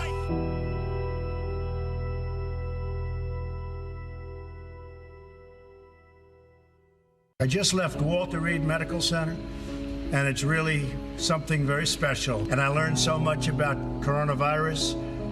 And one thing that's for certain, don't let it dominate you. Don't be afraid of it. You're going to beat it. We have the best medical equipment. We have the best medicines. Don't let it dominate. Don't let it take over your lives. Don't let that happen. We have the greatest country in the world. I know there's a risk, there's a danger, but that's okay. Don't let it dominate your lives. Thank you very much. Rena, you're with the Lincoln Project. That the cough at the end of the first ad, Covida, was certainly pretty interesting. But that second one I think is powerful because here you have a guy just standing there talking about saying all that nonsense when 210,000 Americans, 1 in every 1,000 African Americans have died. Yeah, this is a virus we know disproportionately affects Black and brown people, and make no mistake of it, right? I mean, this is this astronomical figure of fellow Americans we've lost. I mean, it's hard to understand and wrap our minds around it right now because we can't see it. And that's something I've been talking about to my friends in the recent days and weeks, is that on 9/11, we had this imagery, people falling out of the sky, just awful. But this, we haven't, it sounds funny to say, but we haven't seen enough imagery of body bags, of, hearses taking people's bodies away. But I know the people who've lost somebody and who've been, families like mine, impacted by an uncle in the hospital for 4 months, fighting for his life. Thank God back home, my mother, recovering, still scared about what she may face in terms of clots. This is a wretched virus. And Donald Trump is, let's be honest, he's insulting all these fellow Americans who have suffered from it, been hospitalized, and those who have perished. So he doesn't care who he insults. This is the lowest of the low. I mean, this week in Washington was so wild. I mean, just when we thought it couldn't get any wilder, it did. And because this president's behavior, it's abnormal. We should not treat it as anything that we should aspire to say to our political rivals that, you're funny for wearing a mask. Look at him with a big mask over there, Donald Trump said to Joe Biden in the last debate. So I encourage folks, please go look at these ads on lincolnproject.us. We released 7 of them today. I just really, and again, I'm complimentary of Republican Voters Against Trump's efforts. Those are friends of mine over there. They're doing incredible work in these testimonials. General Hayden, I know him personally. I last saw him in February. This is a guy who easily could have said, and I mean, of course, before the lockdowns and stuff like that, I was fortunate to see him, and he's, he's recovering from this massive stroke. This is a guy who could easily say, I'm tired, I'm just going to stay home. But he's been, anybody who's watching, again, go to his Twitter feed. He is getting feisty. He is, again, it's a take no prisoners mentality. I think he's just really fighting back. He could easily just be silent, but people are shook, and rightfully so. Donald Trump's tweeting has been so unhinged lately. The White House is in total collapse. Who would even go to a debate with him next week? So this is what we're up against, Roland, a madman and an egomaniac. We knew that. A failed businessman. We knew that. A con man even. But this is a madman. He's on steroids. He's going to go to that debate next week on steroids. He'll be the first president ever to lose a debate on steroids. Yet he wants Joe Biden drug tested. This is nonsensical, and we need it out. We need to he is a cancer on our country. This is the thing that we're seeing, Robert, when you look at polling data. Coronavirus is a huge story, how it's being impacted. And the reality is here. Voters are saying, they are seeing this idiot, and they're seeing him, this is wonderful. Glad I got it. I'm beating this whole thing. People are still dying. We are seeing an increase in coronavirus cases in 32 52 states in this country. I've yet to meet a single person who has said, thank you, God, for letting me get coronavirus. Thank you for letting me get on a ventilator and almost dying. Well, to that point, we recently completed a 4-part series on African Americans and coronavirus.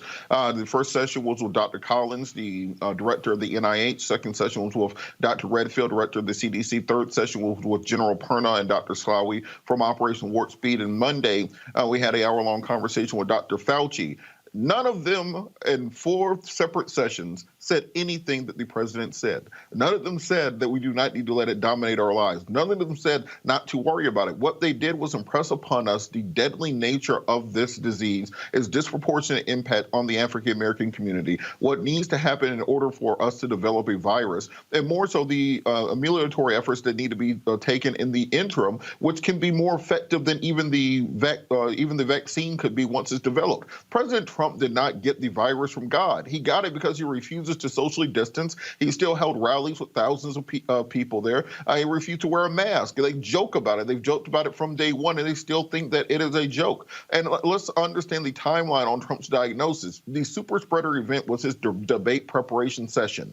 Every single person in that session, except for 2 people, have confirmed to be infected with coronavirus. Everyone except for Rudy Giuliani, who many people think has the virus, and Miller, one of the other aides. Every other person in there had that virus. They then took the people from that debate prep session and went to the introductory event for the Supreme Court justice and spread it to 3 or 4 United States senators. And then they took that show on the road and took it to the debate stage with them. And it was only when President Trump needed to be put on oxygen and had to be helicoptered, medevac from the White House to Walter Reed, that they finally admitted that the president was sick, someone who gets tested multiple times a day. So they're still lying to us. Just as President Trump said to Bob Woodward, he's a cheerleader on this. He wants to present a rosy picture. We cannot believe, because he's told us not to believe the things that he says about this virus. And it's crucially important that we get the accurate information from people like Fauci, people like Redfield, Slawi,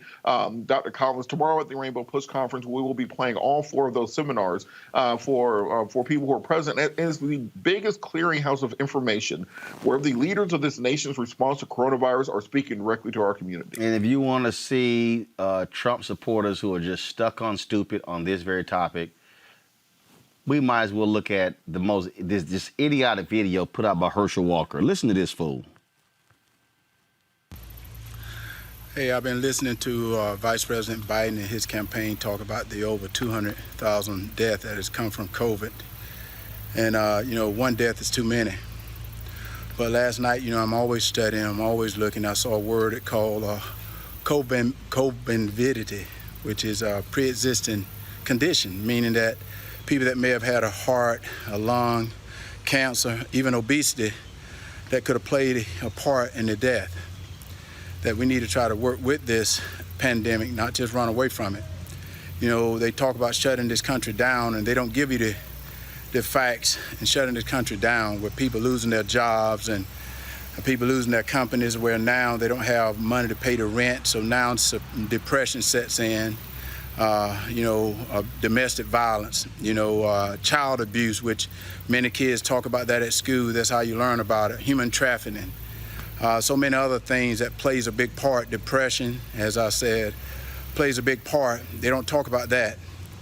They're pandering to get a vote, and I want them to tell the American people the truth.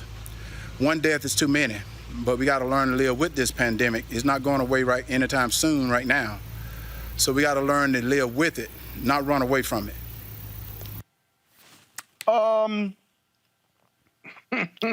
I'm sorry. I don't think he properly pronounced that word. Let me. He mispronounced I'm sorry. Allow me to hear that first part again. Hey, I've been listening to Vice President Biden and his campaign talk about the over 200,000 deaths that has come from COVID. And, 1 death is too many. But last night, I'm always studying, I'm always looking. I saw a word called comorbidity, which is. What is that? I just want to be sure. I just want just 1 second. Let me just scroll that back a little bit. Let me take that one more time. But last night, I'm always studying, I'm always looking. I saw a word called comorbidity, which is... Morbidity. I think you meant comorbidity. Herschel? Oh. It's comorbidity. It's C-O... It's C-O-M-O... I'm wasting my time. Y'all, it's comorbidity. Covertvidity. You know what? I just need that. Just one more time. Allow me to go ahead and pull that audio up. I saw a word called comorbidity, which is a pre-existing condition, meaning that people that may have had a heart. Okay. Herschel, just give me, just for a second, just a word of advice, Herschel.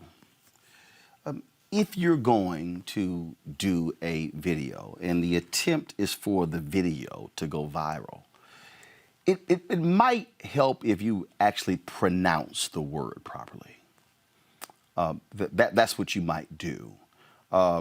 In fact, you might want to look at the comments under your tweet because it just makes no sense. Now, for all of the stupid people who are saying thank you, Herschel, they're idiots. The problem is that, yes, we do have people who have pre-existing conditions, comorbidity.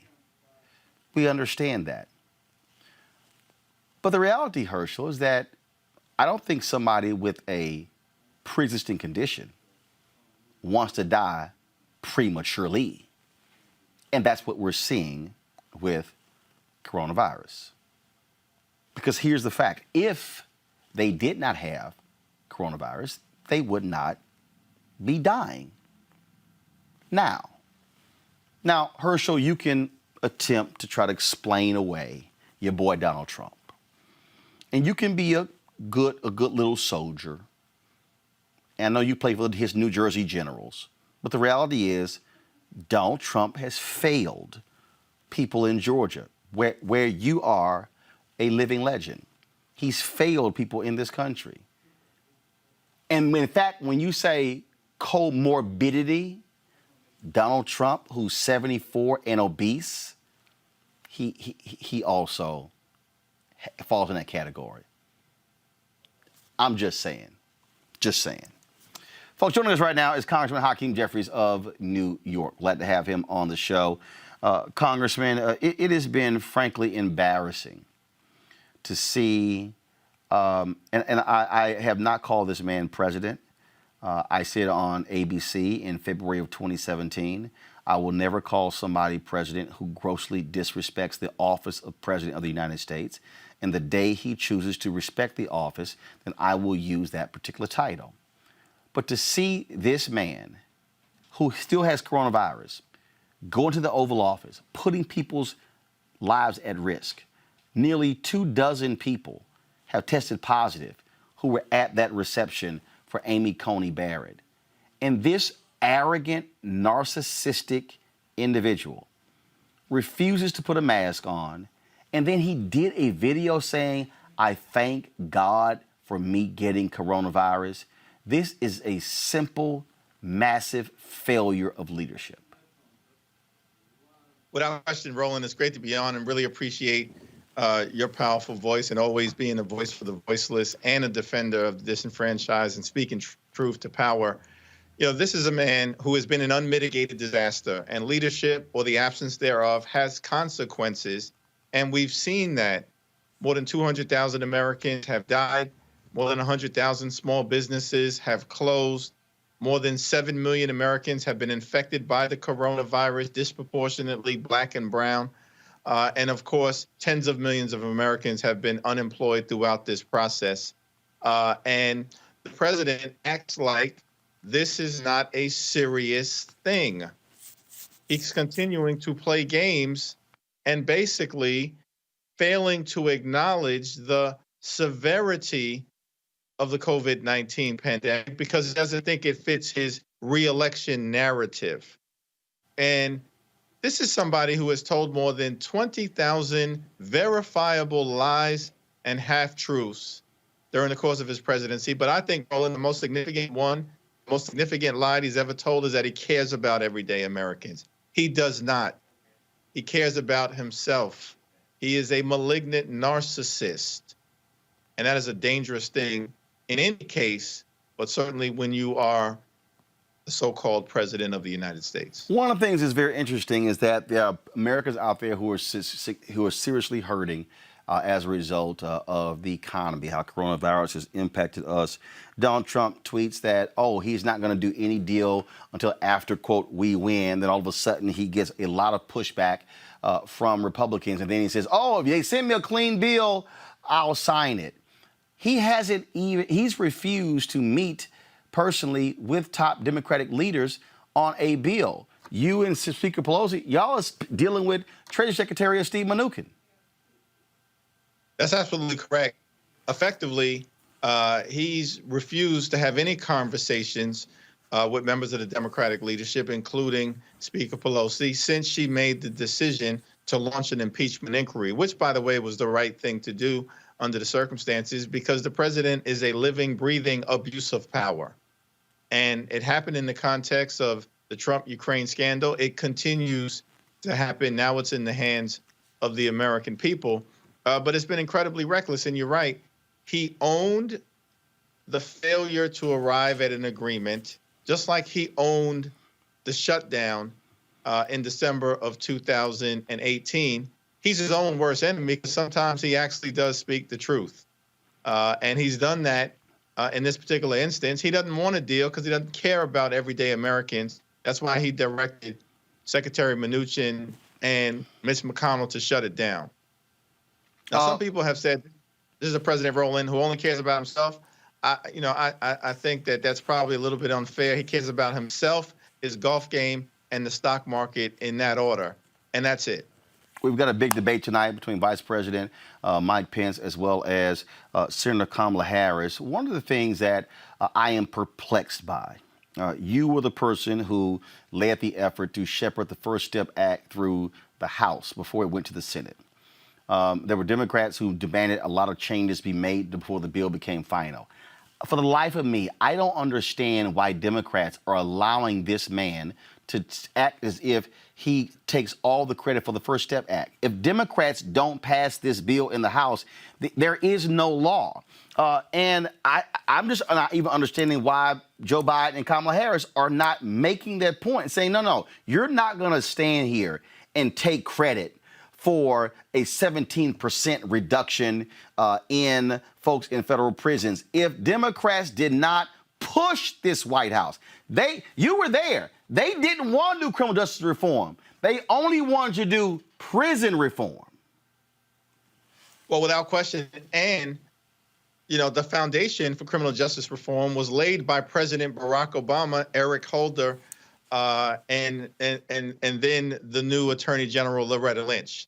And so we basically picked up in the House where they had left off, starting with prison reform, making sure that currently incarcerated individuals and or formerly incarcerated individuals could successfully transition into society, sent the bill over to the Senate where Kamala Harris and Cory Booker and others picked up where we had left off and added in some sentencing reform, which in combination has resulted in the reduction of the prison population. And yes, the president did sign it into law, but that was because we assembled a great coalition that included, the NAACP and the Koch brothers, the ACLU and the Heritage Foundation, the Urban League, and all points in between, Democrats and Republicans coming together to do the right thing, to start the process of breaking the back of the mass incarceration that exists in this country and is a stain on our democracy. And,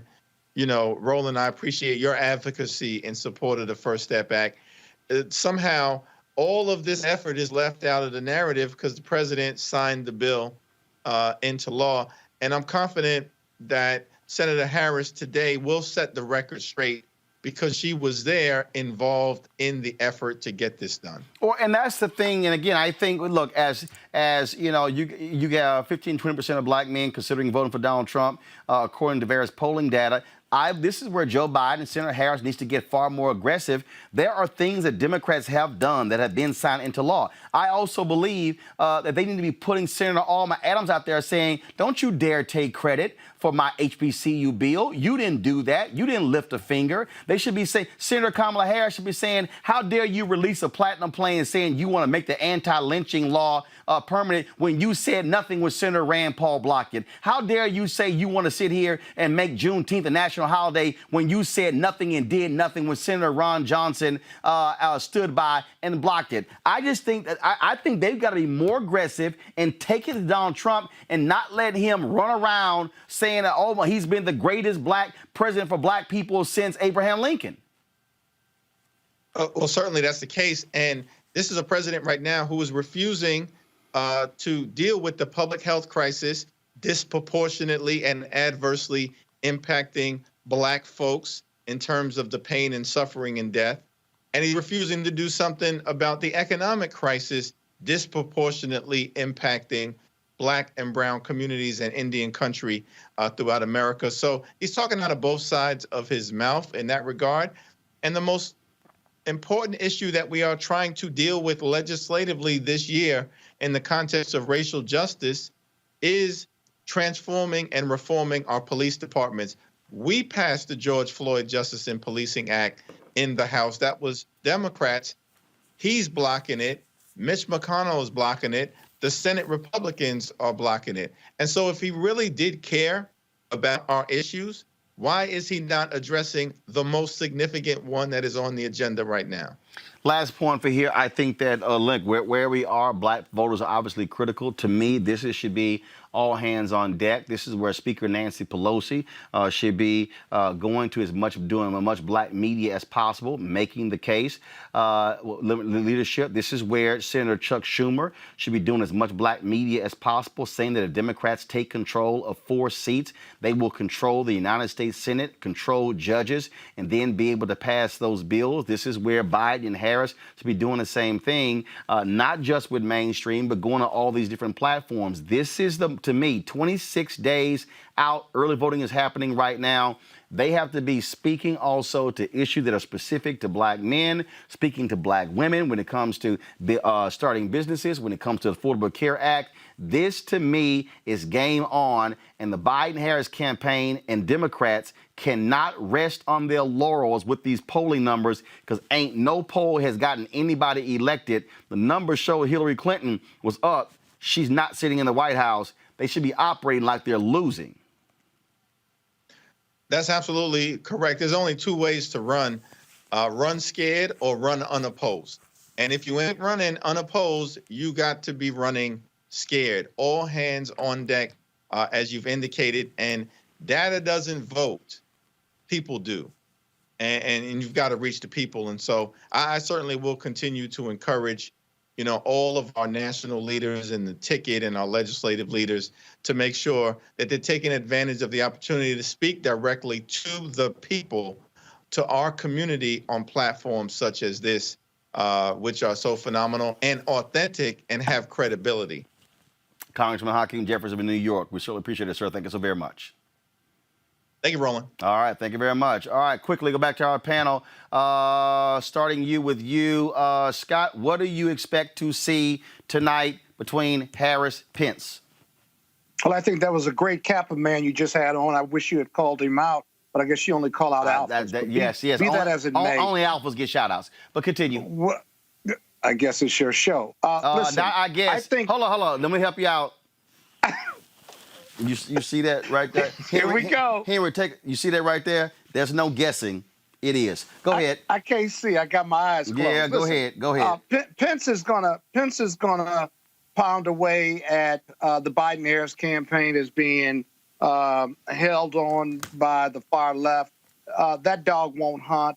Kamala Harris is going to have to make the debate about COVID, business, its impact on people, and 207,000 lives lost, and how Trump has denied it, lied about it, gotten it. actually the White House is a super carrier now with 24 people having gotten it. Every answer has got to get back to COVID, if you will. And then she's got to, how she does it and how she maintains from voice inflection to moderating her anger to indignation. Stop. Hold on. Moderating her anger. What the hell is that?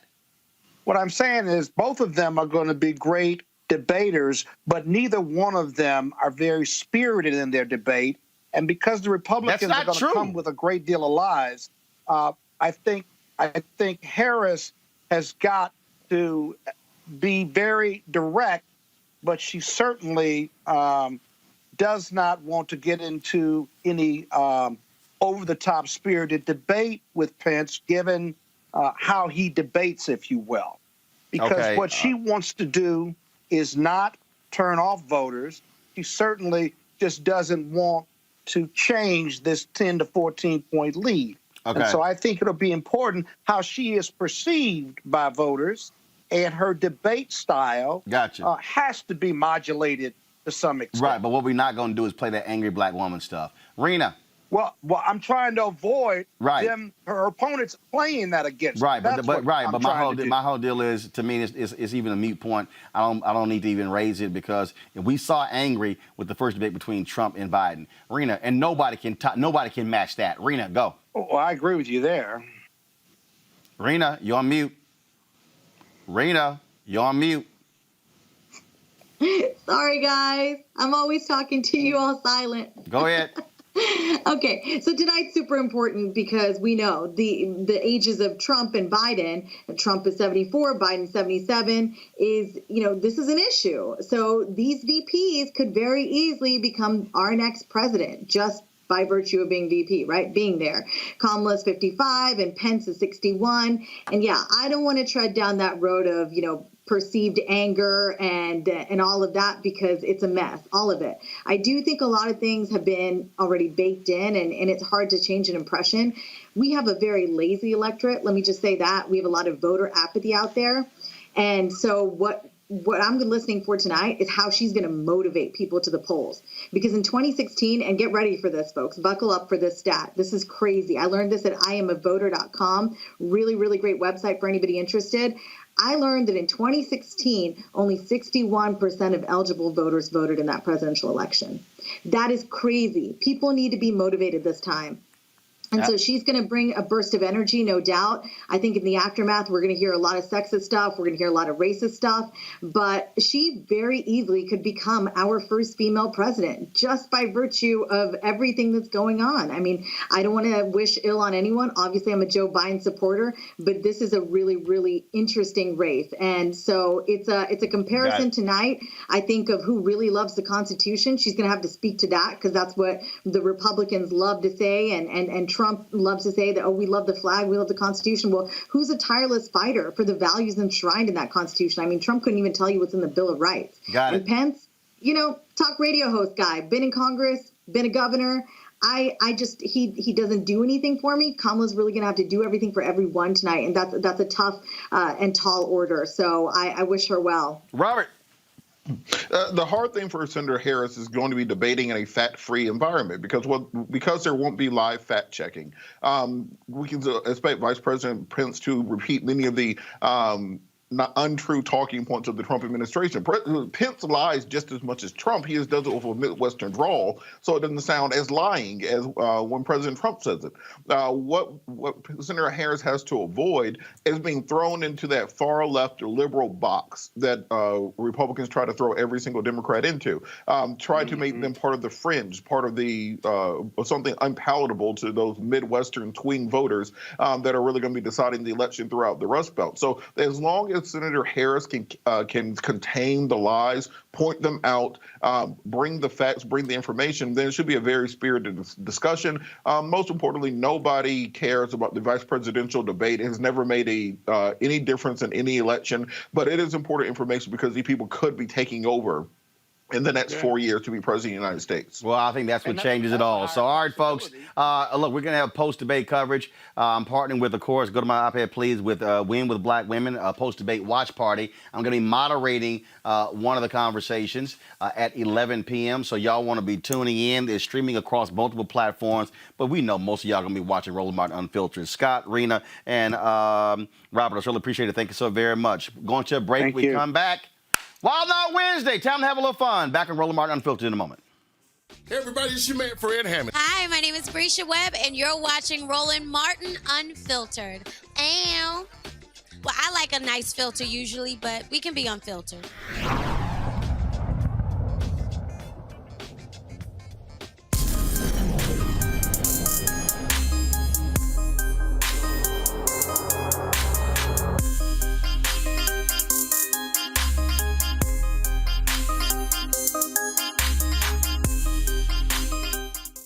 All right, y'all. Arvin Mitchell, a stand-up comedian who has traveled all over the world to perform. He has co-hosted BET's Comedy Club View, has been featured on Kevin Hart's One Mic Stand, Tony Rock's The Funny Spot, and entertained our troops abroad. He was nominated as one of NBC's Stand Up for Diversity top comics. He joins us right now. Arvin, surely you've got enough material with the idiot in the White House with whatever Orange Man does every day.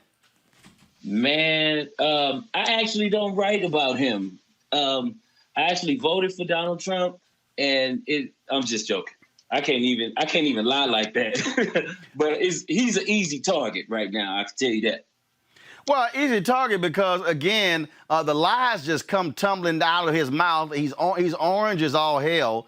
And again, he just makes up stuff there's nobody that's lied as much as he has in the White House. You know what? As I've been doing comedy across, the nation, around the world and stuff, I've done a lot of cruise ships, and the things that foreigners say about Americans for being so dumb for voting him into office, it's funny and it's humiliating at the same time, because I'm like, we literally have a clown in the White House, and it blows my mind that this is still going on. Like with the pandemic and everything, like this dude has put everybody on the planet's life at stake, and he's still running the country. Well, first of all, what gets me is when people say, "Your president," and this is how black people look.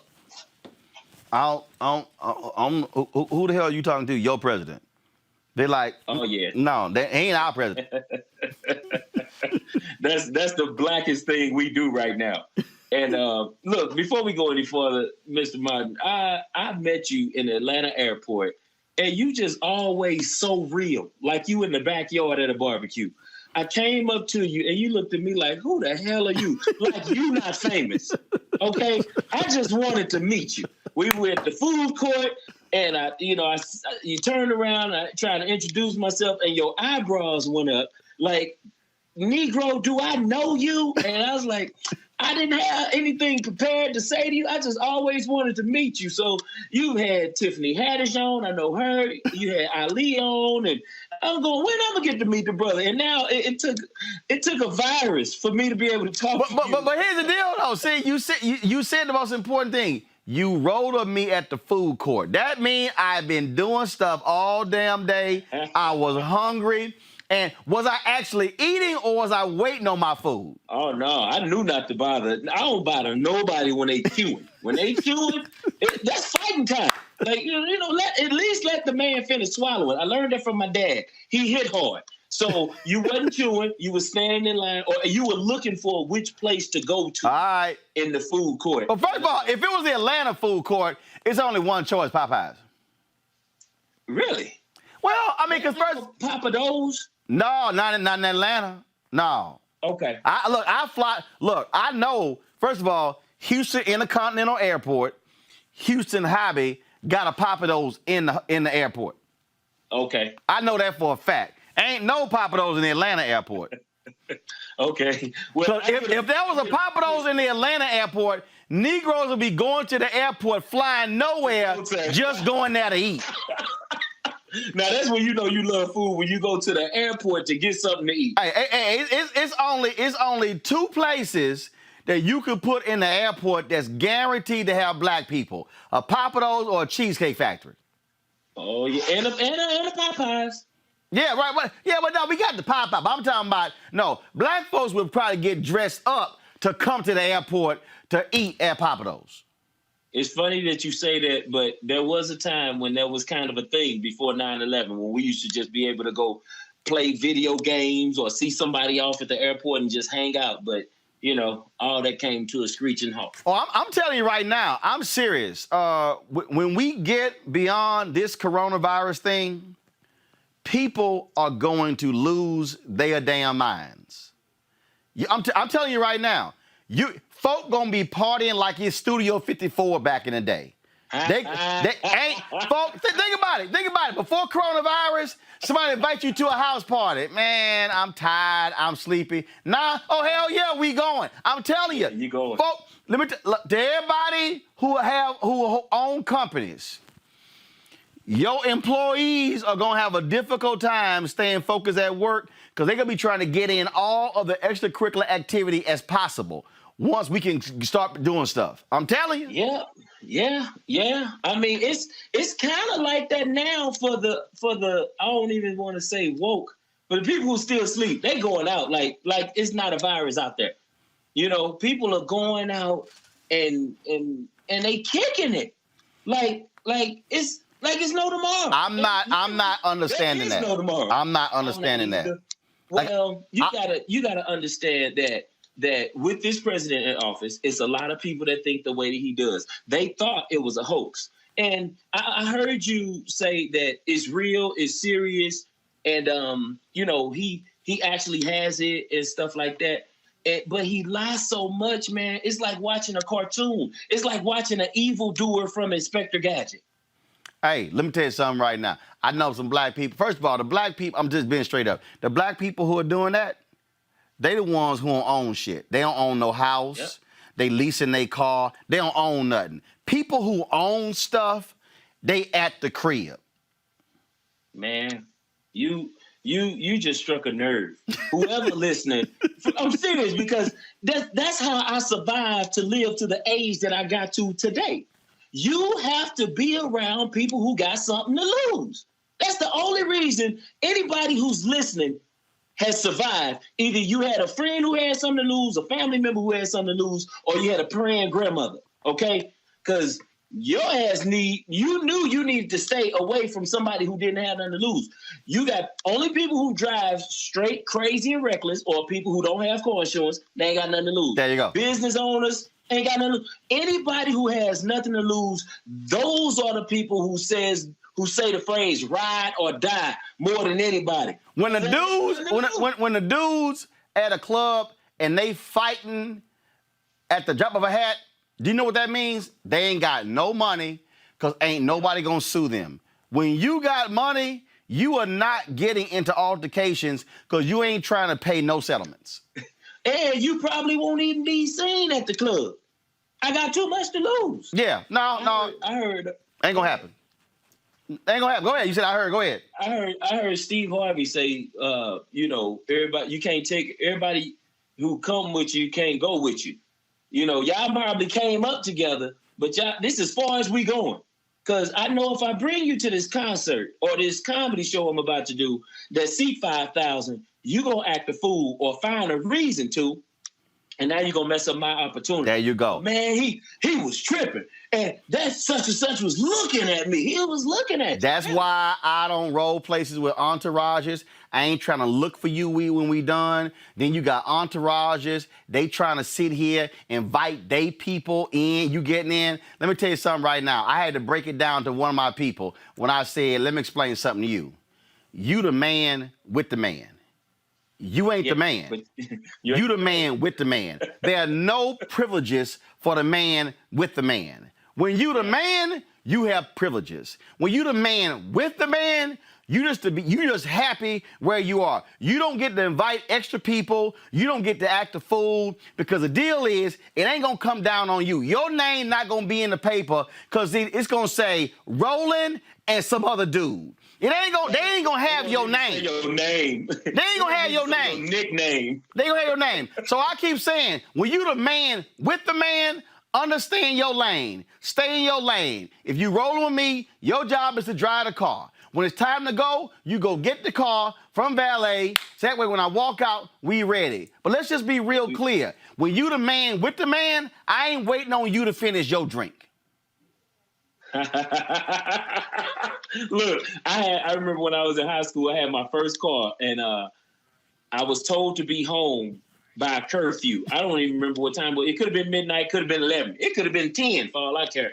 All I know is that I had to leave this club because I was clocking my time to get back home so I'd meet my curfew and I wouldn't be grounded so I could keep driving this car to school.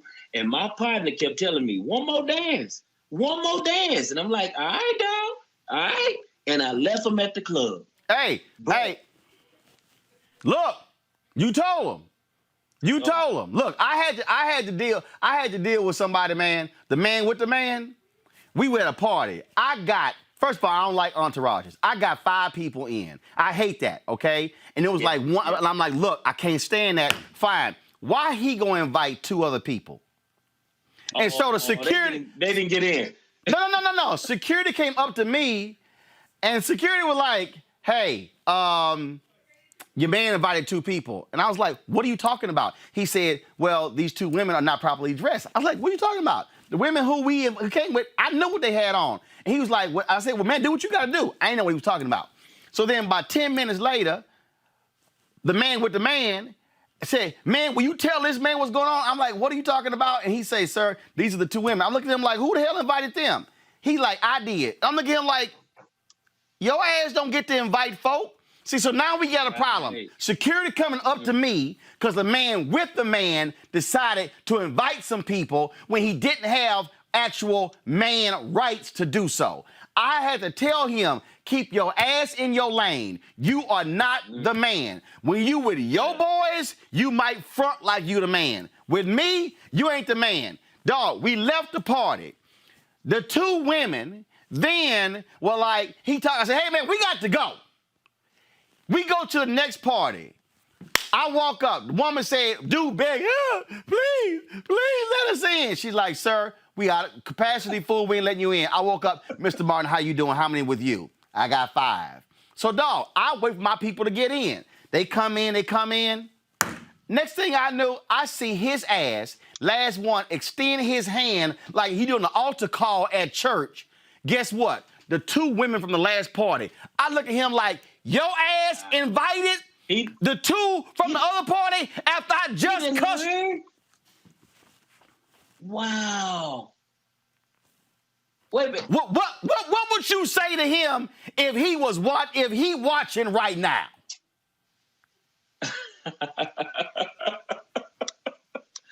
Wait a minute. He didn't have enough common sense to ask you. No. First of all, I told him you should have gave them some other party we were not going to. You don't tell them exactly where we going. You just supposed to throw them off.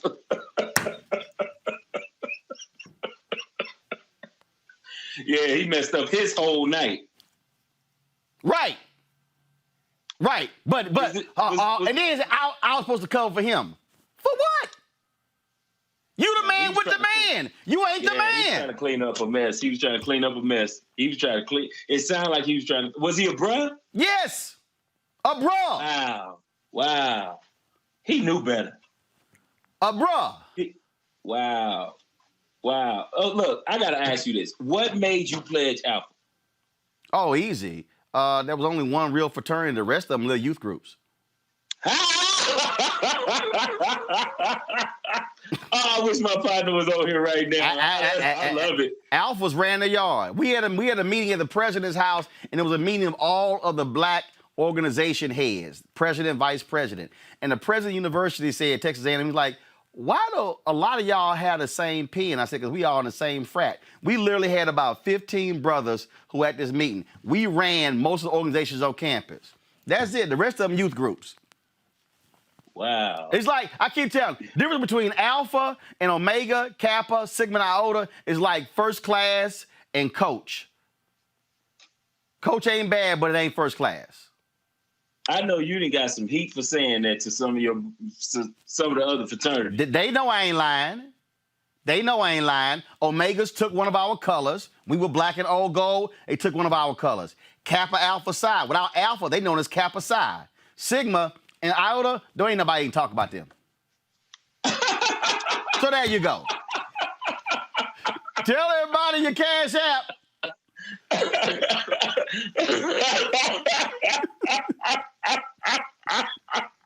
You cold, man. My Cash App Arvin Comedian. No, it's Arvin Mitchell. It's Arvin Mitchell. I don't know. Well, they gonna be sending you the money. You the one telling the jokes. It's all good. It's all good, man. I appreciate it. Glad to have you on the show. Look forward to having you back. It's an honor to meet you. Thank you. God bless. I appreciate it. All right, y'all. We got to go. The debate starts in about 41 minutes. Support Roland Martin Unfiltered. Join our Bring the Funk fan club. Cash App, $RM Unfiltered. PayPal.me/R Martin Unfiltered. Venmo.com/RM Unfiltered. Also, send the money or New Vision Media, NU, Vision Media, Inc., 1625 K Street Northwest, Suite 400, Washington, D.C., 2006. We want y'all to help us do what we do to make this show possible. Don't forget, tonight, after the debate, join me right here on Roland Martin Unfiltered. We're joining with Win with Black Women with our post-debate analysis. Y'all know it's going to be lit. Y'all know it's going to be fire. My girl Latasha Brown with Black Voters Matter, the co-founder, is going to be there. Also, Jataka Edie, founder and CEO of Full Circle Strategies, will be joining me as well. I will see y'all tomorrow. Y'all know Senator Kamala Harris is about to smoke his ass. I got to go. Holla and shut up and vote.